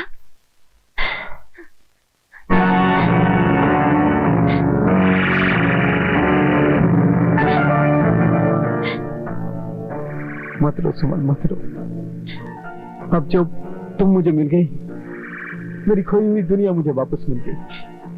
अब तुम देखना, खुशियां तुम्हारी झोली में ऐसे भर दूंगा कि झोली छोटी पड़ जाएगी, मगर खुशियों का अंत नहीं होगा।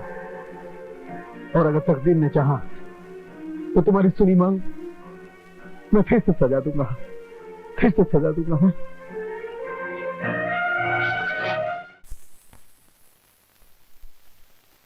ये मेरे पति है भैया। खैर, अब यहाँ से चलने की तैयारी करो। नहीं भैया, मैं इस घर को छोड़कर कहीं नहीं जाऊंगी। कैसी बातें कर रही हो? हाँ भैया, अगर कल वो आ गए और मुझे घर पर न पाया तो जाने क्या सोचेंगे, कहाँ कहाँ ढूंढेंगे मुझे।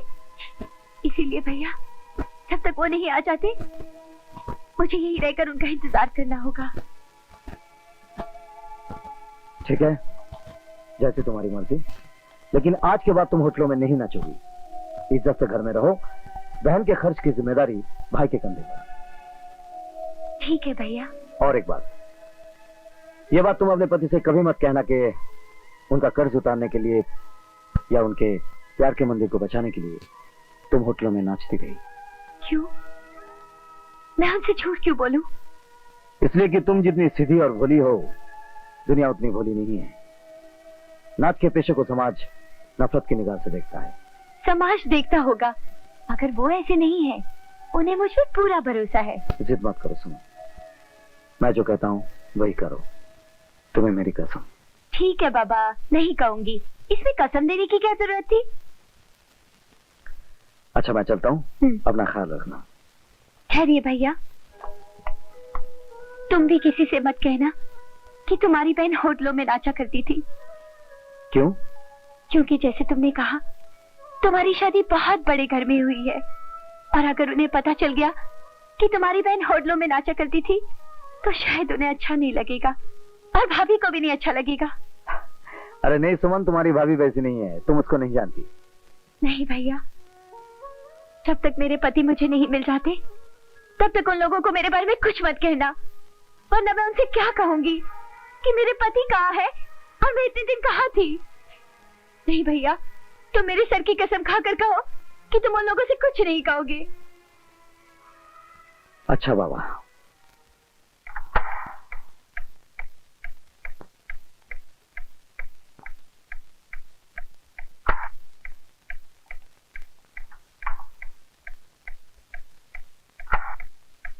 अब जब तुम मुझे मिल गई, मेरी खोई हुई दुनिया मुझे वापस मिल गई। अब तुम देखना, खुशियां तुम्हारी झोली में ऐसे भर दूंगा कि झोली छोटी पड़ जाएगी, और अगर तकदीर ने चाहा तो तुम्हारी सुनी मांग मैं फिर से सजा दूंगा।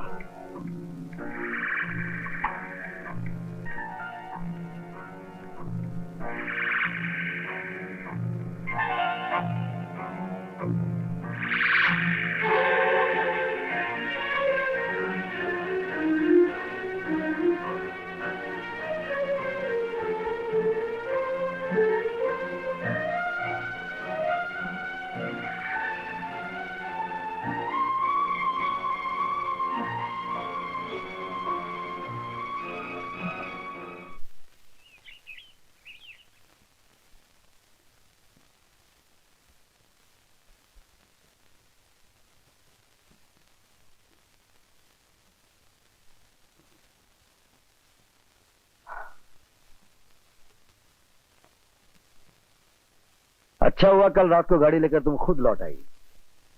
मुझे काफी देर वहां रुकना पड़ा, और जब मैं घर लौटा तो देखा तुम सो चुकी थी। मैंने तुम्हें जगाना मुनासिब नहीं समझा। क्या बात है, खामोश क्यों? कुछ नहीं। हो सकता है देर से सोने के कारण नींद पूरी नहीं हुई। खैर, दिन में सो जाना। मैं चाहता हूं कि ऑफिस में ज्यादा काम है और आने में फिर से देर हो जाएगी। बाय।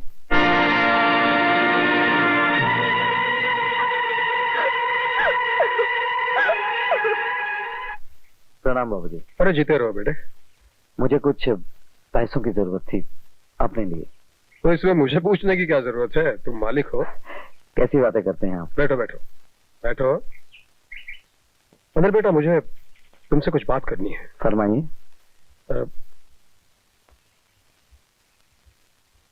अनिल बेटा, मेरी एक बहन है।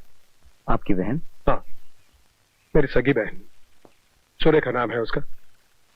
लेकिन मेरी पत्नी की मेरी बहन से बनती नहीं है, इसलिए सालों से उसने इस घर में आना जाना बंद कर रखा है। आज जिंदगी में पहली बार उसने मुझसे कुछ मदद मांगी है। उसकी चिट्ठी आई है। कैसी मदद? उसके पति यानी मेरे बहनोई का एक फेफड़ा खराब हो चुका है। अर्जेंट ऑपरेशन की जरूरत है, लेकिन उनकी माली हालत ठीक नहीं है, और अपनी तबीयत को देखते हुए पैसे लेकर अस्पताल में जाने की मुझ में तो हिम्मत नहीं है बेटा। आप कहें तो मैं चला जाता हूँ। मैं यही तुमसे कह रहा हूँ कि तुम ऑफिस से 50,000 रुपए लेकर फौरन शहर चले जाओ। जी। ये उनका पता है इसमें, ठीक है? दूसरी बात, इन रुपयों की कंपनी के अकाउंट में एंट्री नहीं करवाना। क्या है कि गोपाल दास जी ने खामखा निर्मला के कान भर दिए तो समझ रहे हो ना? जी। और मोना से भी कुछ मत कहना, कहीं भोलेपन में उसने जिक्र किया तो। बाबूजी आप बेफिक्र रहिए, आप जैसा चाहेंगे वैसा ही होगा।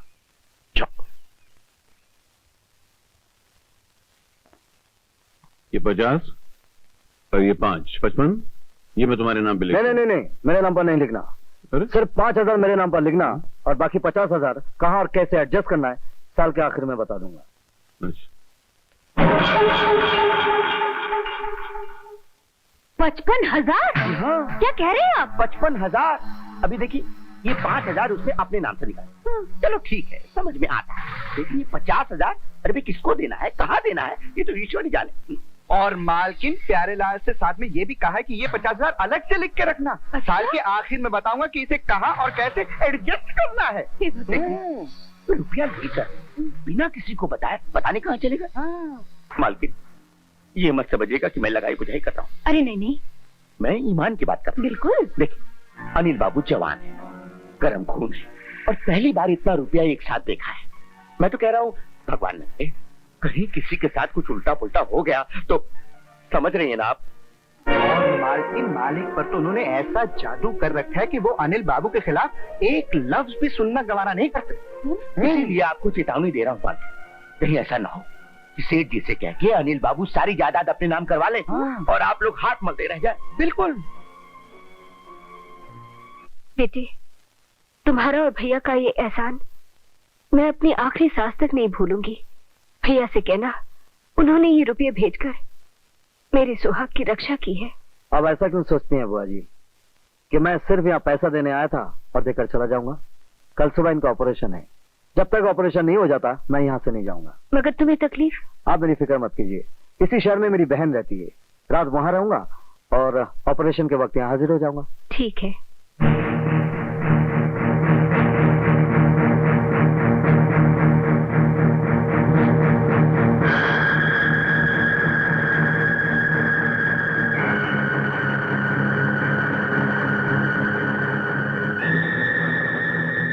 Hotel park view. देखिए, आपके होटल में वो जो डांसर लड़के हैं ना, क्या नाम है उसका? हाँ, सुमन। उसे जरा लाइन देंगे, मुझे उससे बात करनी है।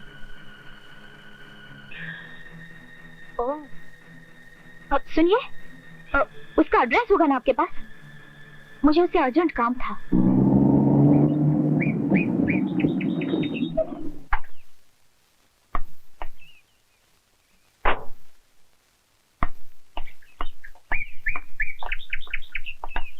अरे अरे ठहरो, रात भर जागने से सुबह जरा सी आंख क्या लग गई? तुम तो चुपचाप उठकर चल दिए। चलो पहले अंदर चल के नाश्ता करो। अरे मुझे जल्दी है, अभी नाश्ता करने का टाइम नहीं है। जरा सा नाश्ता करने में कुछ देर नहीं हो जाती। चलो ओहो। चलो ना।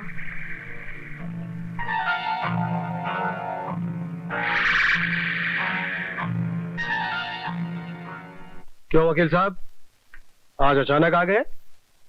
सब खैरियत तो है? जी हाँ। इन्हें मैंने बुलवाया है। तुमने? हाँ, वकील साहब से कहकर मैंने आपकी तरफ से एक वसीयतनामा बनवाया है। जी, जिसके तहत आपकी जमीन जायदाद हर चीज की इकलौती वारिस होगी मोना। लेकिन लेकिन क्या? आप क्या चाहते हैं? निर्मला, मैं बस इतना ही चाहता हूँ कि वसीयत मोना और अनिल दोनों के नाम करो। जो मैं कह रही हूँ वही होकर रहेगा। निर्मला, ये तो गोपालदास जी, जरा मोना को तो बुलाइए। जी अच्छा। इसमें मोना को बुलाने की क्या जरूरत है? मैं जो कुछ भी कर रही हूँ अपनी बेटी के लिए कर रही हूँ। निर्मला, फिर भी मुझे मोना से एक दफा बात करने दो। ये जानना बहुत जरूरी है कि उसके दिल में क्या है, वो क्या चाहती है। डैडी, आपने मुझे बुलाया? मोना बेटी, मैं मेरी वसीयत तुम्हारे और अनिल के नाम करना चाहता हूं, लेकिन तुम्हारी मां चाहती है कि मैं ये वसीयत सिर्फ तुम्हारे नाम करूं। मैं ये जानना चाहूंगा कि तुम क्या चाहती हो।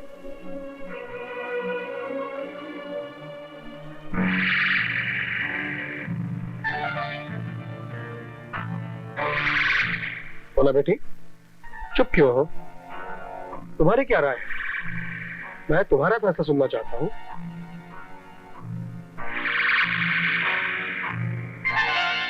मम्मी ठीक कहती है।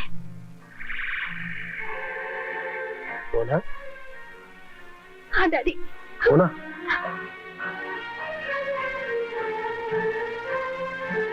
अब आप क्या सोच रहे हैं? मोना ने तो अपना फैसला सुना दिया। कीजिए दस्तखत। वकील साहब जी, ये लीजिए ये पेन।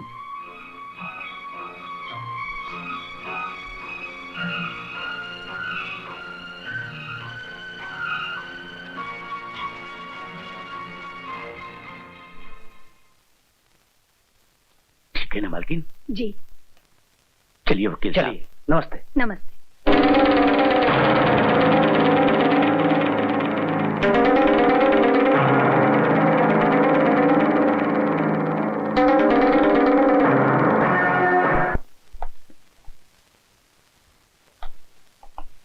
क्या हो रहा है हुजूर? छोड़ दो, ये हर वक्त का मजाक मुझे अच्छा नहीं लगता। बाप रे बाप, दिमाग का पारा तो आसमान को छू रहा है। हाँ क्यों नहीं, मैडम आजकल पैसे वाली जो हो गई। ये मैडम, ये कुछ जेब खर्च के लिए मिलेगा? क्यों? 50,000 लेकर भी जी नहीं भरा? वो 50,000 जिसके लिए निकाले थे उनको तो दे दिए, यहाँ तो जेब खाली की खाली रहेगी। चलो जेब खाली ही सही, प्यार की झोली तो भर दो। मैंने कहा ना छोड़ दो मुझे।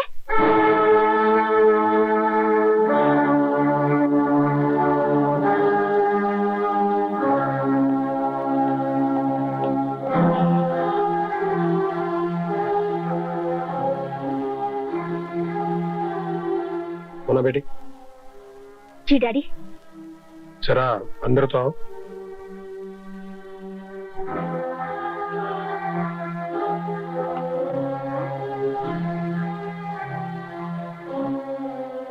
क्या बात है बेटी?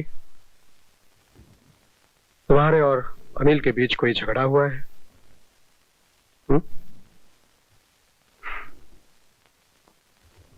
सुनो बेटी, लड़की जात जिद का नहीं, समझौते का दूसरा नाम है। इस दुनिया में औरत इसलिए पैदा हुई है कि वो दुनिया भर के कांटों को बटोर कर अपने दामन में डाले और बदले में दुनिया को फूल बांटती रहे।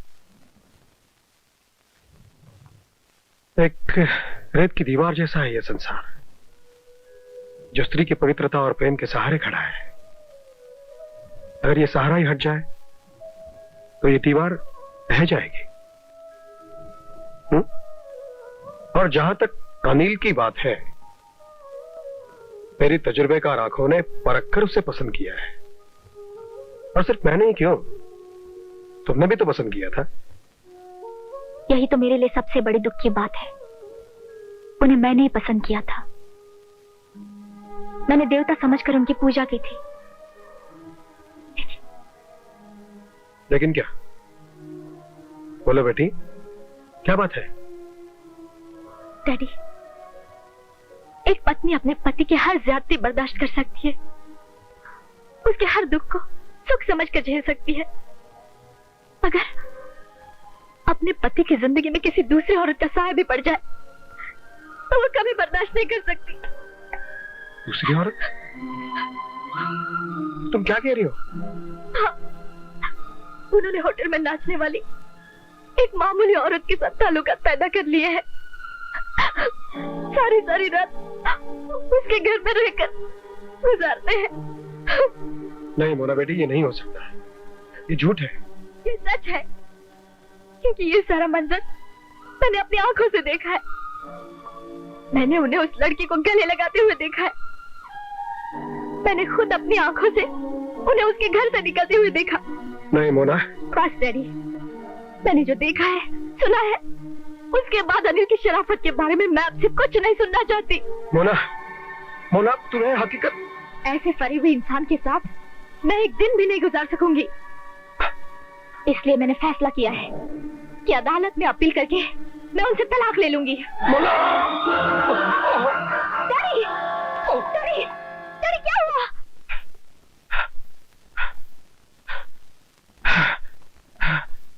तुम रहने दो।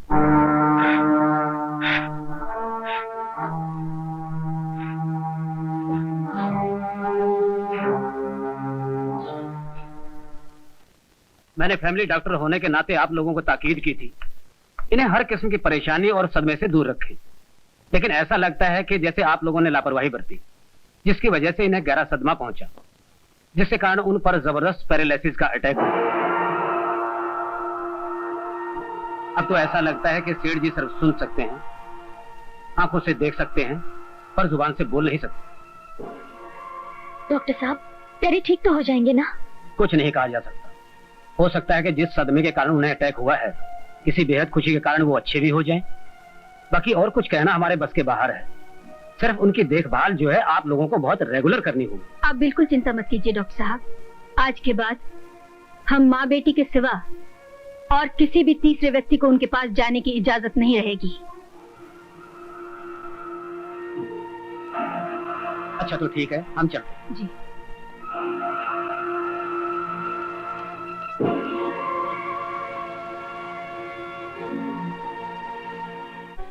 मुझे माफ कर दीजिए डैडी, ना मैं तलाक की बात करती और ना ही आपको यह सदमा पहुंचता। मैं जानती हूं अपने खानदान में तलाक की बात सोचनी भी नहीं चाहिए। मैं आपको वचन देती हूं, अपने दिल से तलाक का ख्याल हमेशा के लिए निकाल दूंगी। अब वो जैसे भी है, मैं उन्हीं के साथ अपनी जिंदगी बिताऊंगी। कौन? मैं? प्यारे, आपका दामाद? अच्छा, मैं समझा ना जाने कौन है। तनख्वाह मिली? हाँ मिली ना। दिखाओ तो सही, कहाँ है? पोस्ट ऑफिस में। पोस्ट ऑफिस में? अरे पोस्ट ऑफिस में क्या कर रही? वो मेरे पिताजी के पास जा रही है। हाँ? रहता सोता खाता इस घर में है, और जब पगार मिलती है तो अपने बाप को नहीं देता है। अबे ओ लुके पट्टे हरामखोर, अब और क्या गाली दूं? मेरी तो गालियां भी खत्म हो गई। खत्म हो गई तो मैं मेरा मुंह धो लूं? अरे मुंह क्या, जिंदगी जिया दोने। हाँ तो मैंने पहले धो लिया। ससुर जी खाना लगा दीजिए, बहुत कस के भूख लगी है। पगार अपने बाप को भेजता है। मेरे घर जमाई, आज तेरे पेट और मुंह की जलाई होगी। चिलाल मिर्ची।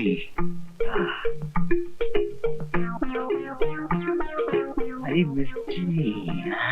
ससुर जी खाना लाई ना, बहुत भूख लगी है। सबर करो, लाता हूँ।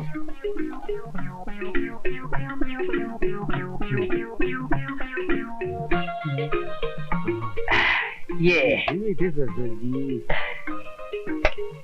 इसमें चटनी नहीं है। अरे खारे खारे चटनी की कोई जरूरत नहीं है, चटनी के बिना ही चटनी का मजा आएगा। नहीं, मैं जब तक चटनी न देखूं मेरा निवाला नीचे नहीं जाता है। चटनी लाओ। जाओ आना। पानी फेंक देता हूँ इधर, और ससुर जी इधर। ये ले, खा। मजा आ गया। अरे मेरे मुंह क्या देख रखा ना? नहीं, आप बड़े, आप पहले शुरू कीजिए ना। अरे तुम मेरे दामाद हो, मेरी मिर्ची के सुहागा। मेरा मतलब है मेरी बेटी के सुहाग हो, पहले तुम खाओ। तो काम करते हैं ना, हम दोनों साथ में शुरू करते हैं। रेडी?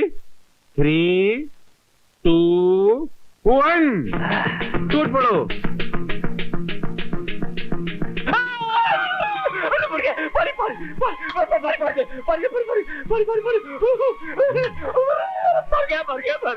वहाँ बाजू में जाके मरो या मैं खाना खा रहा हूँ।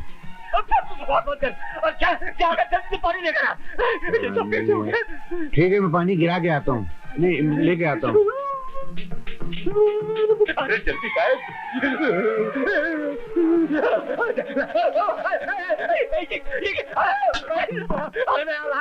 अरे ये क्या कर रहा है? अरे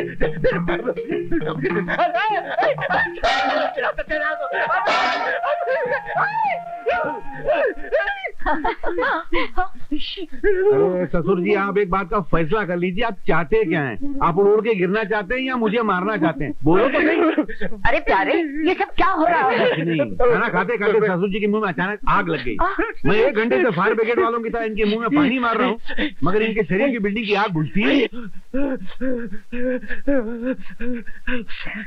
अरे क्या हंस रही तू है? मैं साबुन के पैर की तरह दरादर गिरता जा रहा हूँ और तू खुश होती जा रही। अरे मैं खुशखबरी सुनकर आ रही हूँ, इसलिए तो खुश हो रही हूँ। कौन सी खुशखबरी? अरे अपनी पेमा बीमार थी ना, उल्टियां कर रही थी, तो मैं एक डॉक्टर के पास ले गई। उन्होंने बोला कि उसके पाँव भारी है। तो क्या वो पाँव में लोहे की पाइप पहनती है? समझती क्यों नहीं है, मैं नानी बनने वाली हूँ और आप नाना। नाना? नाना? अरे ये कैसे हो सकता है? मैंने तो इन दोनों को कभी अकेले में मिलने ही नहीं दिया। ये कैसे हो गया? रोज रात को जो आप दूध पिया करते थे ना, उसका ये कमाल है। अरे क्या बक रही हो? मेरे दूध पीने से क्या ताल्लुक है इसका? ससुर जी, मैं बताता हूँ। मैं उस दूध में हर रात है ना घोड़े को सुलाने वाली नींद की गोली मिला देता था। दूध पीते ही आप है ना हेलीकॉप्टर को शर्माने वाले कराटे लेने लग जाते थे और मैं चुपके से खसक जाता था। अबे आप सत्यानाश है तेरा। अबे उल्लू के पत्ते। खबरदार! ये क्यों पागल की तरह मेरे लड़के पर लकड़ी उठा रहा है तू? मैं बताता हूँ पिताजी, आप है ना आप दादा बनने वाले हैं और मैं बाप बनने वाला हूँ और ये नहीं चाहते कि आप दादा बने। अरे ये कौन रहता है मुझे दादा बनने से रोकने वाला और तुझे बाप बनने से रोकने वाला? लेकिन प्यारे सच सच बता बेटा, तू वाकई बाप बनने वाला है? आपकी कसम। अरे वाह मेरे लाल, क्या खुशखबरी सुनाई है। अरे मैं तो आया था दहेज का फैसला करके अपने बहू और बेटे को साथ में ले जाने के लिए, लेकिन अब मैं अपने पोते को भी साथ में लेकर के जाऊंगा। कोशिश कीजिए ना। हाँ, जरा संभल के। आराम से। Oh daddy, I am so happy. भगवान ने आपको इस काबिल तो बना दिया कि आप बिस्तर से उठकर कुर्सी पर तो बैठ सकते हैं। अब मैं आपको इस कमरे में लेटे लेटे बोर नहीं होने दूंगी। आपको रोज हॉल में घुमाया करूंगी। घुमा सकती हूँ ना डॉक्टर साहब? Of course. हाल में क्यों, आप सारे बंगले में घुमा सकती हैं। Thank you so much. अच्छा मैं चलता हूँ। ओके। आइए डॉक्टर। देखा डैडी, अब कोई प्रॉब्लम नहीं है, अब बिल्कुल ठीक हो जाएंगे। और देख लेना, थोड़े दिनों के बाद अब बोल भी सकेंगे। हाँ, मुझे विश्वास है। आपका बहुत बहुत शुक्रिया डॉक्टर साहब। नमस्कार। लेकिन मम्मी, मेरी समझ में ये नहीं आ रहा है कि घर में इतनी टेंशन और डैडी की ये हालत होते हुए भी मेरा बर्थडे मनाने की क्या जरूरत है? बेटा, डॉक्टर साहब का कहना है कि हंसी खुशी के माहौल से उनकी सेहत पर अच्छा असर पड़ेगा। लेकिन मेरी बच्ची, ना मत बोल।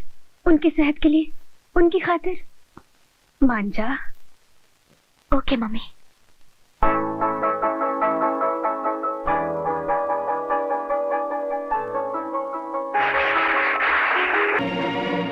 क्या मैं पूछ सकता हूं, पार्टी में सबके सामने ये नाटक करने की वजह क्या थी? मैं तुमसे पूछ रहा हूं मोना, मेरी बात का जवाब दो। ये क्या तमाशा बना रही हो तुम? मैंने तुम्हारा बिगाड़ा क्या है? मैं बताती हूँ। अपनी शराफत का ढोंग रचाकर मेरी बेटी को बेवकूफ बनाकर उससे शादी कर ली, फिर मोना के पिताजी को बातों में फंसाकर उनका कारोबार हड़प लिया। उसके बाद अपने चोर उचक्के बहनोई को हेड कैशियर बनाकर सारा कैश अपनी मुट्ठी में कर लिया। ये झूठ है। चिल्लाओ मत। तुमने हमसे पूछे बगैर हमारी ऑफिस से 50,000 रुपए उठाए, क्या ये झूठ है? ये सच है, लेकिन वो पैसे मैंने अपने लिए नहीं लिए। अपने लिए लो या अपनों के लिए लो, बात तो एक ही है ना। पैसे तो हमारे गए, इसलिए मैंने मोना के पिताजी से कहकर सारी जायदाद इसके नाम करवा दी है। वरना तुम तो धीरे धीरे सबके मालिक बन बैठते और हमें भिखारी बनाकर रास्ते में धकेल देते। मेरे पास आपके हर सवाल का जवाब है, लेकिन जवाब देने का अभी वक्त नहीं आया। मोना, मैं तुम्हारे मुंह से सुनना चाहता हूँ, तुम कहना क्या चाहती हो? मुझसे क्या पूछते हो? इस वक्त जो कुछ भी मैंने तुमसे कहा वो मोना के ही अल्फाज थे, सिर्फ जबान मेरी थी। इसीलिए इस घर में अगर रहना चाहती हो तो चुपचाप से रहो, इसी में तुम्हारी भलाई है और घर में इज्जत भी बनी रहेगी। लेकिन भगवान के लिए मेरी बेटी की जान छोड़ दो और इससे दूर रहो। चलो बेटी।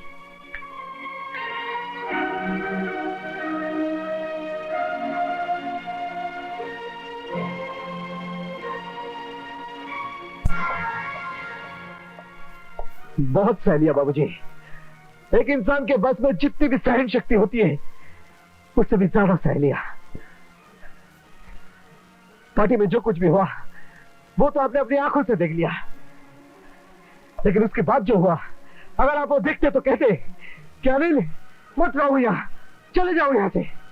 बाबूजी, इस घर में आपके सिवा मेरा कोई है नहीं, इसलिए जाने से पहले आपका आशीर्वाद लेने आया हूं।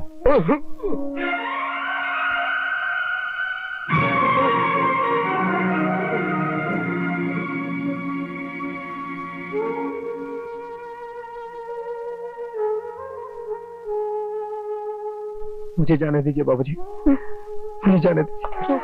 बाबूजी, बाबूजी, बाबूजी, ये आप क्या कर रहे हैं बाबूजी? भगवान के लिए मेरे पैर छूकर ये हालत मत कीजिए। आप मेरे पिता समान है बाबूजी, आप मेरे पिता समान है।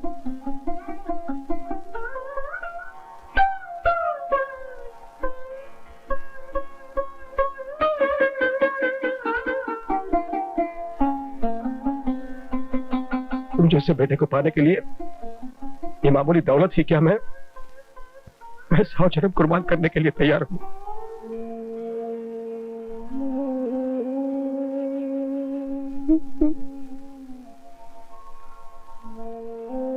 इतनी इज्जत, इतना प्यार इस अनाथ को आज तक किसी ने नहीं दिया। आपके इस प्यार के लिए आपका ये बेटा सब कुछ करने को तैयार है बाबूजी।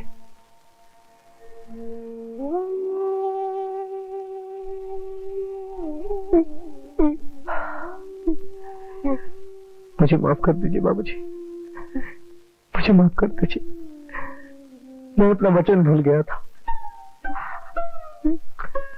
आज के बाद आपको और इस घर को छोड़ने की बात भी नहीं करूंगा, चाहे उसके लिए मुझे कुछ भी सहना क्यों ना पड़ जाए।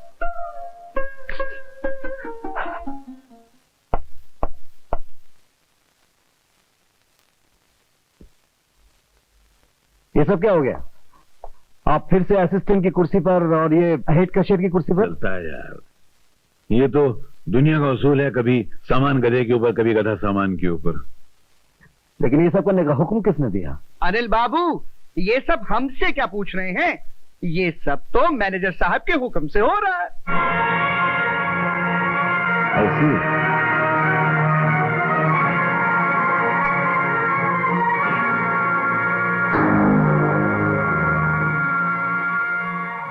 ये मेरे पति है भैया।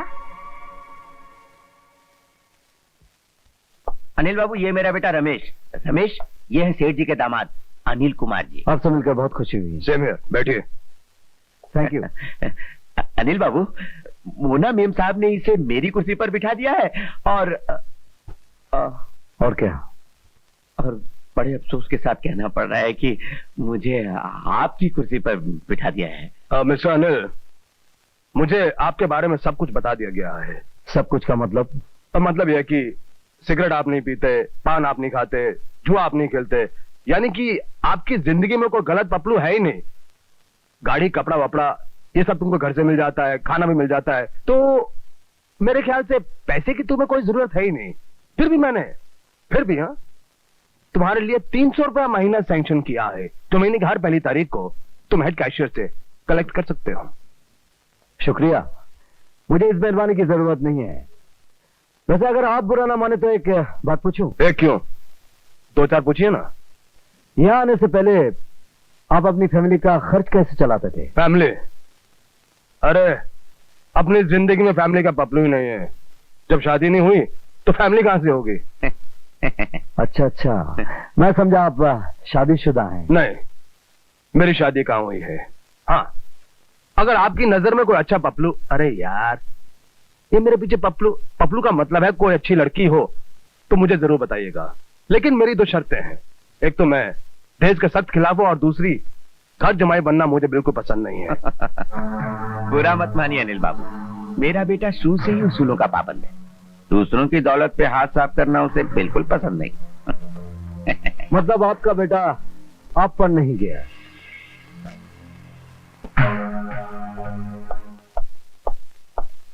ये सब क्या उल्टा सीधा क्या हो रहा है? कुछ नहीं, ये दोनों बाप बेटे की चाल है। तुम डटे रहना और इनकी हर हरकत पर नजर रखना। अरे मैं सुरमा बनकर ये आंखों में पड़ा रहूंगा और सालों को नजर भी नहीं आऊंगा।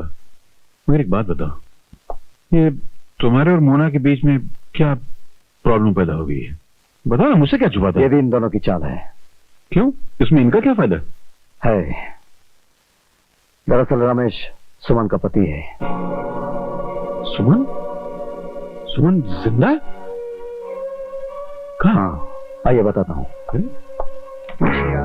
46, 47, 43, 48, 48, 49, 49, 50। ये 50 पूरे 5 लाख हैं। हाँ। कल इसे बैंक में जमा करवाना है। सुनो, तुम वो जैकब इंजीनियरिंग के पेमेंट्स और रिसीट के स्टेटमेंट तैयार रखो, मुझे जाते वक्त लेके जाना है। चलो जल्दी करो।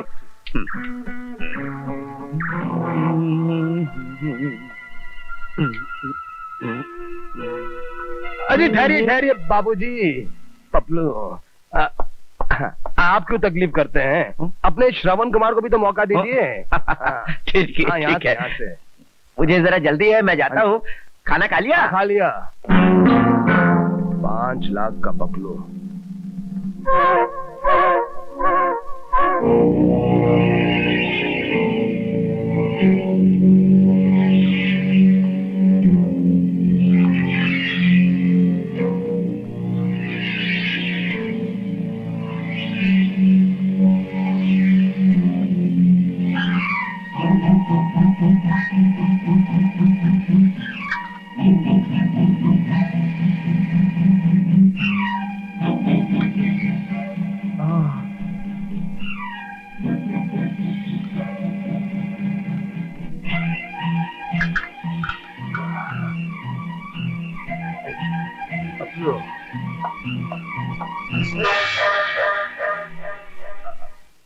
आप? क्या बात है मैनेजर साहब, ये रुपए चुरा कर कहाँ लेके जा रहे हो? चुरा कर क्यों? मैं इस कंपनी का मैनेजर हूँ। माल सेफ में रखने का और निकालने का मुझे पूरा अधिकार है। रात के 12 बजे अकेले चोरों की? लेकिन ये सब पूछने वाले तुम कौन होते हो? ठीक है, अगर आप चोर नहीं है तो ये रुपए लेकर अभी इसी वक्त आप बंगले पर चलिए। मैंने कहा ना, ये सब पूछने वाले तुम कौन होते हो?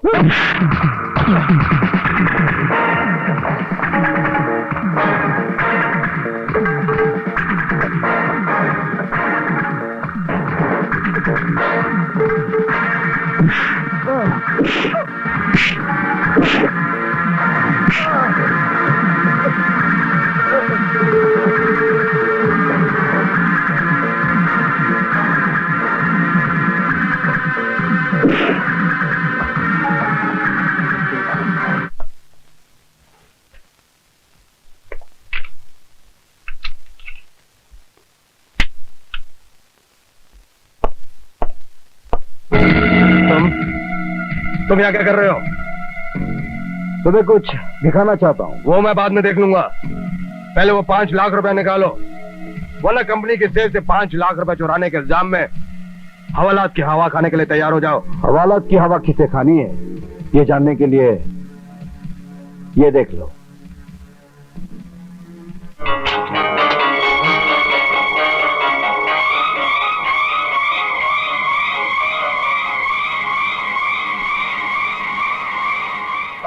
बंद करो।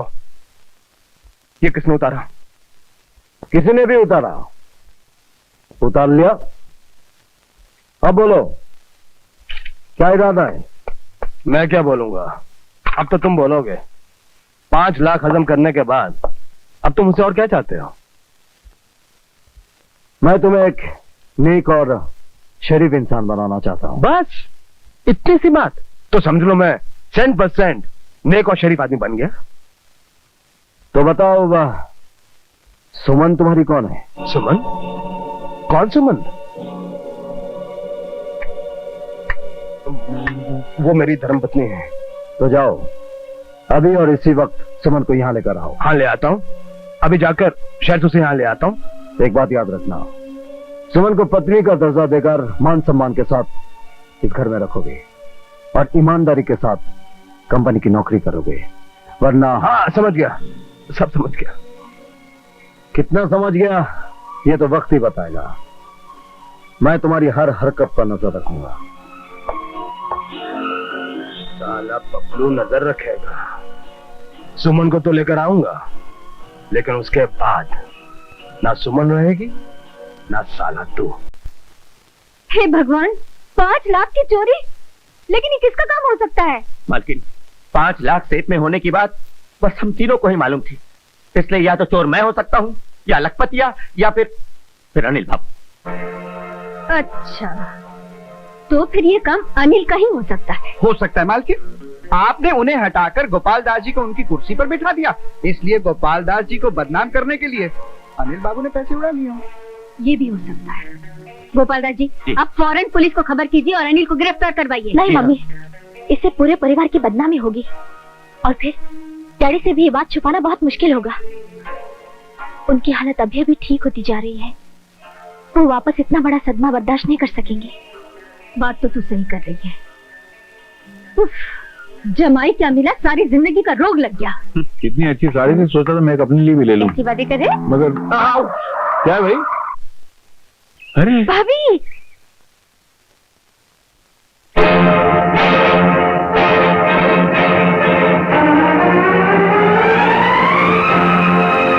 मम्मी ने ठीक कहा था, छोटे लोगों की जात का कोई भरोसा नहीं होता। हाँ? ये भी भूल जाते हैं कि जहाँ चोरी करते हैं वो घर गैरों का है या अपना। ये हार मेरा है।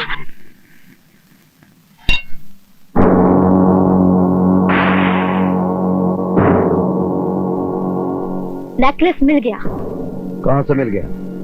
तुम्हारी बहन के गले में, और साथ में तुम्हारा बहनोई भी था। मैं नहीं मानता।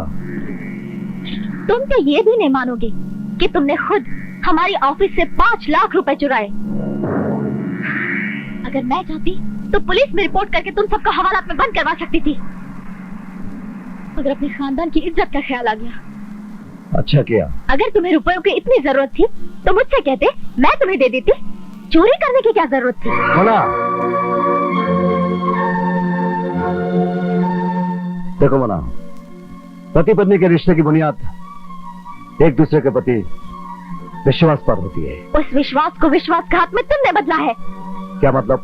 औरत सब कुछ बर्दाश्त कर सकती है, मगर अपने पति को किसी दूसरी औरत के पहलू में कभी नहीं देख सकती। क्या बकवास कर रही हो तुम? ये बकवास नहीं, हकीकत है। तुम मेरा खाते हो, मेरा पीते हो, मेरे मकान में रहते हो, मेरी गाड़ी में घूमते हो और रात एक आवारा औरत के साथ गुजारते हो। ये झूठ है। ये झूठ नहीं, सच है। उस रात डांस के बाद मुझे होटल में अकेला छोड़कर तुम उसी डांसर से मिलने नहीं गए थे। फिर दूसरे दिन मेरे 50,000 रुपए लेकर उसी लड़की को देने शहर नहीं गए थे। सारी रात उसके घर गुजारने के बाद सुबह मैंने तुम्हें उसके घर से निकलते हुए खुद अपनी आंखों से देखा है। चुप क्यों हो? बोलो, क्या रिश्ता है तुम्हारा उस लड़की के साथ? काश मैं बता सकता, उसके साथ मेरा क्या रिश्ता है। मैं बताती हूँ। उस आवारा बदचलन औरत के साथ तुम्हारा बिस्तर का रिश्ता है।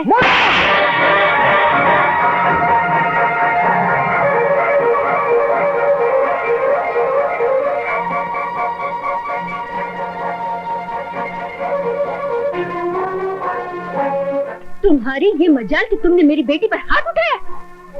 मोना मेरी पत्नी है, इसलिए सिर्फ तमाचा मारा है। किसी और ने ऐसी बेहुदा बात की होती तो सर काट के चौराहे पे फेंक देता। मोना,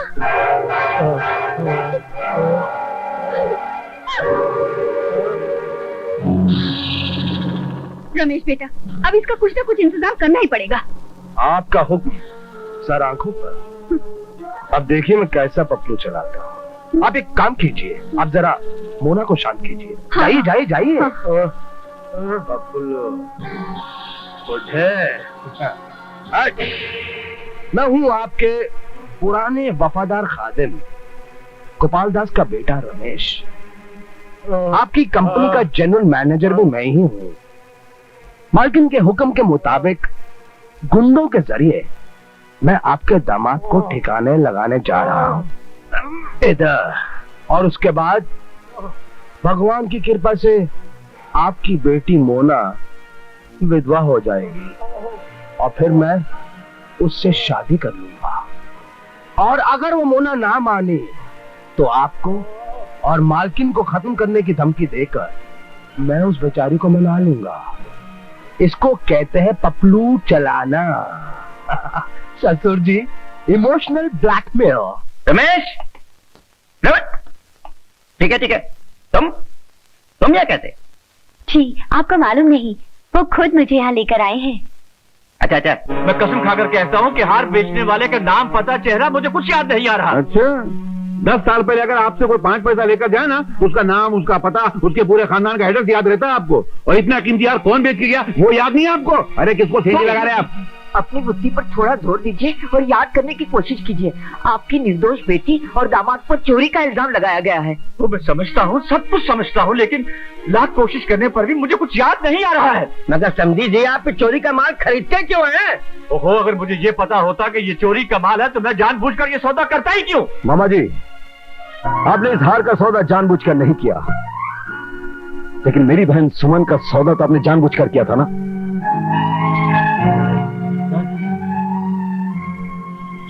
सुमन का? अनिल, ये तुम क्या कह रहे हो बेटा? मामा जी, जब मैं परीक्षा देने शहर गया था तो मामा जी ने आप लोगों को बताया बिना 20,000 रुपया लेकर सुमन की शादी जबरदस्ती किसी बुढ़े के साथ तय कर दी थी।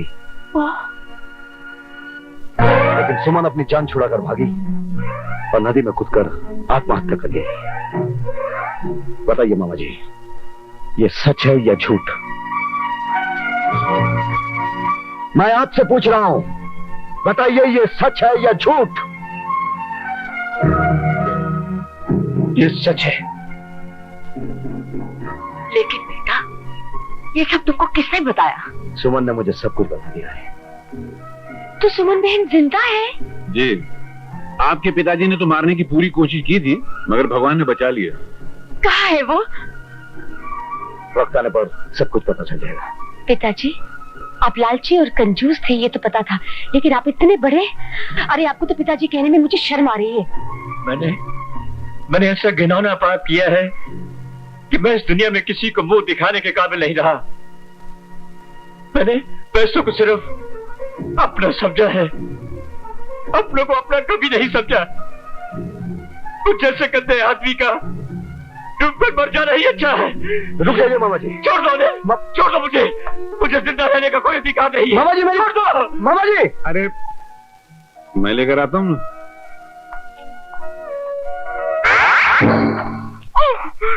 आइए ससुर जी, बाहर आ जाइए। ये क्या है? ये पानी कहाँ गया है? वो आप हर महीने की पहली तारीख को मुझे कुएं में फेंकने की धमकी देते थे ना, तो मैंने म्युनिसिपैलिटी वालों से कंप्लेंट की, उन्होंने कुआं भर दिया। बाहर आइए। अरे मामी जी, सब ठीक है, सब ठीक है। देखो। अरे कहाँ था तू? तुझे पता है कितना जोड़ तोड़ करके मैंने अनिल और मोना के बीच में दरार पैदा कर दी। 5 लाख रुपए सिर से गायब हो गए। सारा इल्जाम मैंने अनिल पे लगाया ताकि वो जेल जाए, और तू है कि मोना के दिल पे कब्जा करने के बजाय उस भिखारी को उठा लाया। बस करो ये भाषण, बस करो। वो 5 लाख रुपए मैंने चुराए थे। क्या? हाँ, और अनिल के पास इस बात का सबूत भी है। लेकिन घबराने की कोई बात नहीं है, क्योंकि बड़ी मालकिन ने मुझे उसे रास्ते से साफ करने का हुक्म दे दिया है। और मैंने राजू दादा को उसे खत्म करने का पपलू, मेरा मतलब है कि सुपारी भी दे दी है। क्या? भगवान, इससे अच्छा होता कि तू मुझे मौत दे देता। मेरे घर में मेरी नजरों के सामने ही इतना बड़ा अनर्थ हो रहा है और मैं मजबूर सिर्फ देख रहा हूं। किसी को रोकने के लिए न कुछ कर सकता हूं, न कुछ कह सकता हूं, लेकिन अब ये बर्दाश्त नहीं होता, बर्दाश्त नहीं होता मुझसे, नहीं बर्दाश्त होता।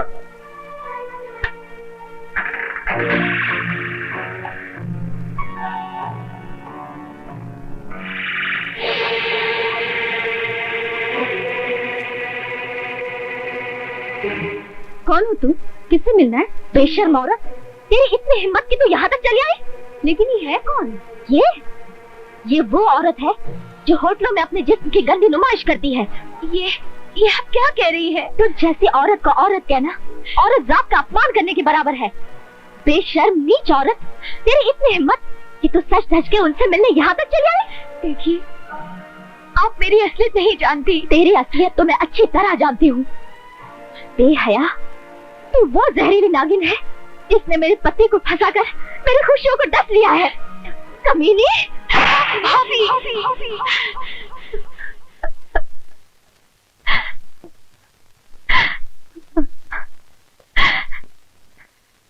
भाभी?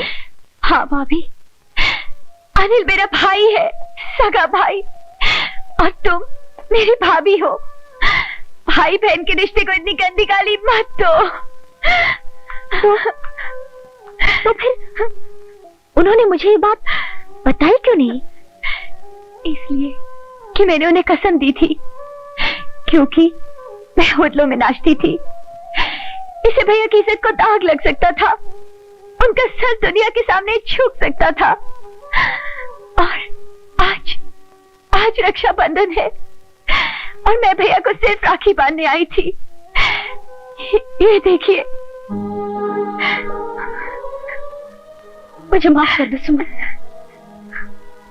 गलतफहमी की वजह से मुझसे वो खिलौना पाप हो गया है जिसका इस दुनिया में कोई प्रायश्चित नहीं।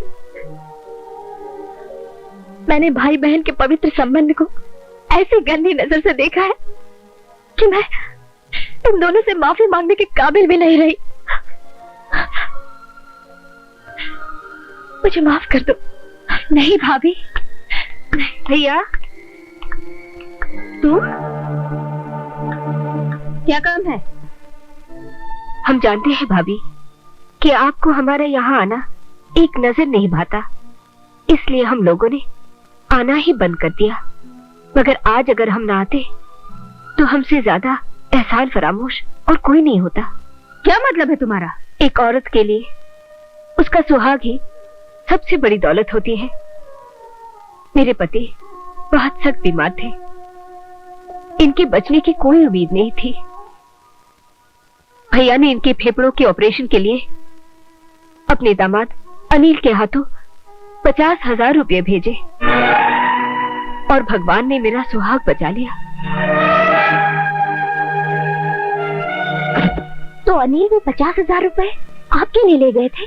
हाँ बेटी, तुम बहुत खुशकिस्मत हो जो तुम्हें अनिल जैसा पति मिला। वो इंसान के रूप में देवता है।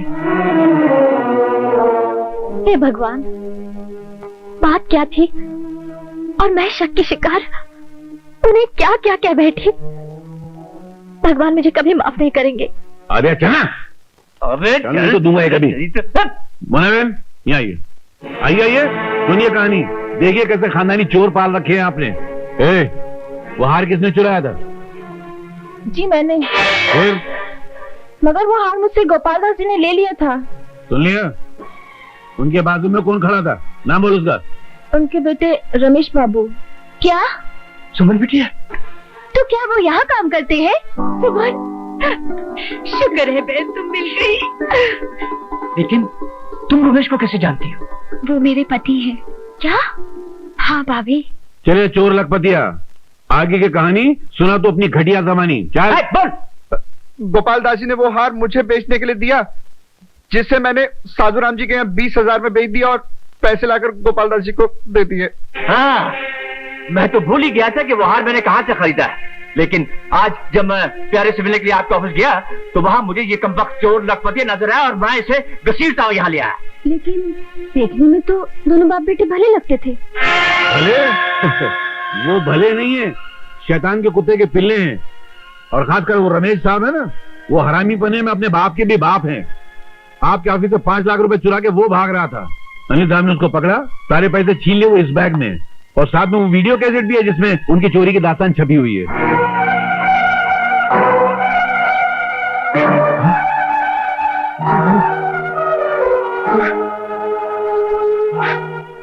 हाँ, इसका मतलब है उनकी हर बात सच्ची थी और मैंने तुम्हारी बातों में आकर उन्हें कितना गलत समझा। क्या क्या कह दिया उन्हें। डैडी के दिल पर भी कितना गहरा सदमा पहुंचा है मैंने। उनकी इस हालत के लिए मैं जिम्मेदार हूँ। नहीं बेटी, तू नहीं, जिम्मेदार मैं हूँ। मैं ही जिम्मेदार हूँ। गोपाल दास ने दिन रात अनिल के खिलाफ मेरे कान भरे, मुझे उसके खिलाफ कर दिया। हे भगवान, मैंने सच्चे हीरे को कांच का टुकड़ा समझा। डैडी, क्या हुआ भैया को? क्या हुआ डैडी? अपने उन लोगों को लेकर अनिल को खत्म करने के लिए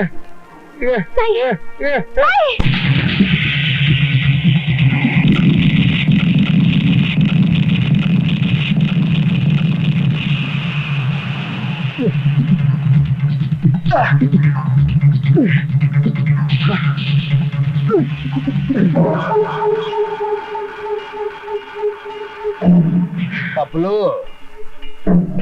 वो दिन याद कर जिस दिन तूने मुझे ब्लैकमेल करके सुमन को अपनाने के लिए मजबूर किया था।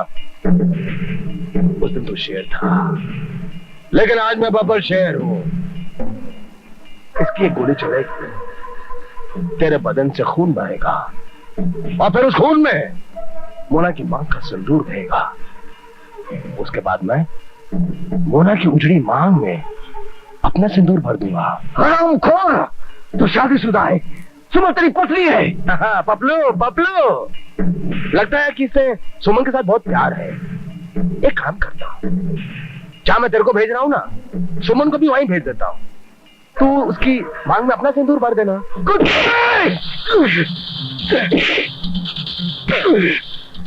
सुमन मेरी बहन है।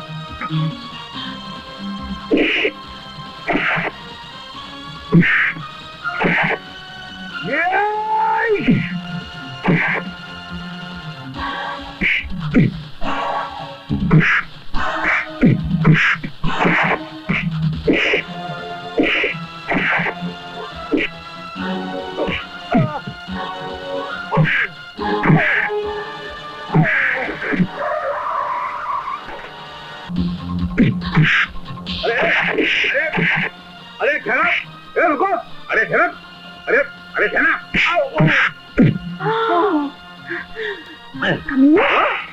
मेरे पति को रोक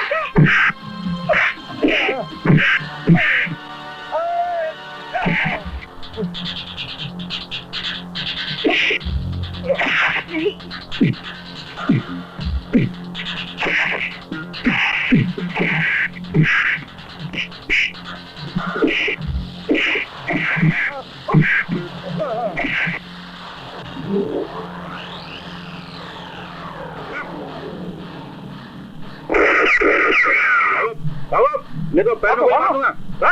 अबे अपना रिवॉल्वर तो लेके जाओ।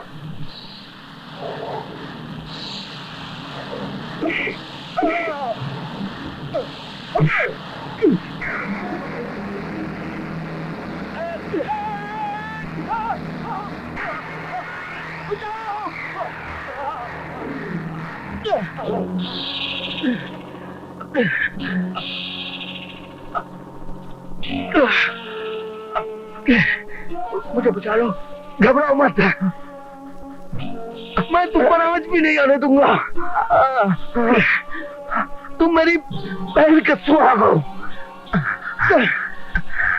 अगर तुम्हें बचाते हुए मेरी जान भी चली जाए तो मुझे कोई अफसोस नहीं होगा।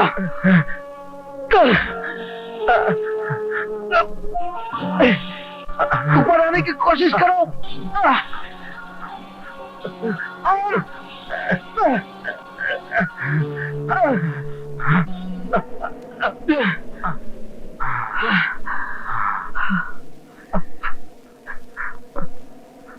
बाबूजी, आप ठीक हो गए? हाँ बेटे, मैं ठीक हो गया हूँ।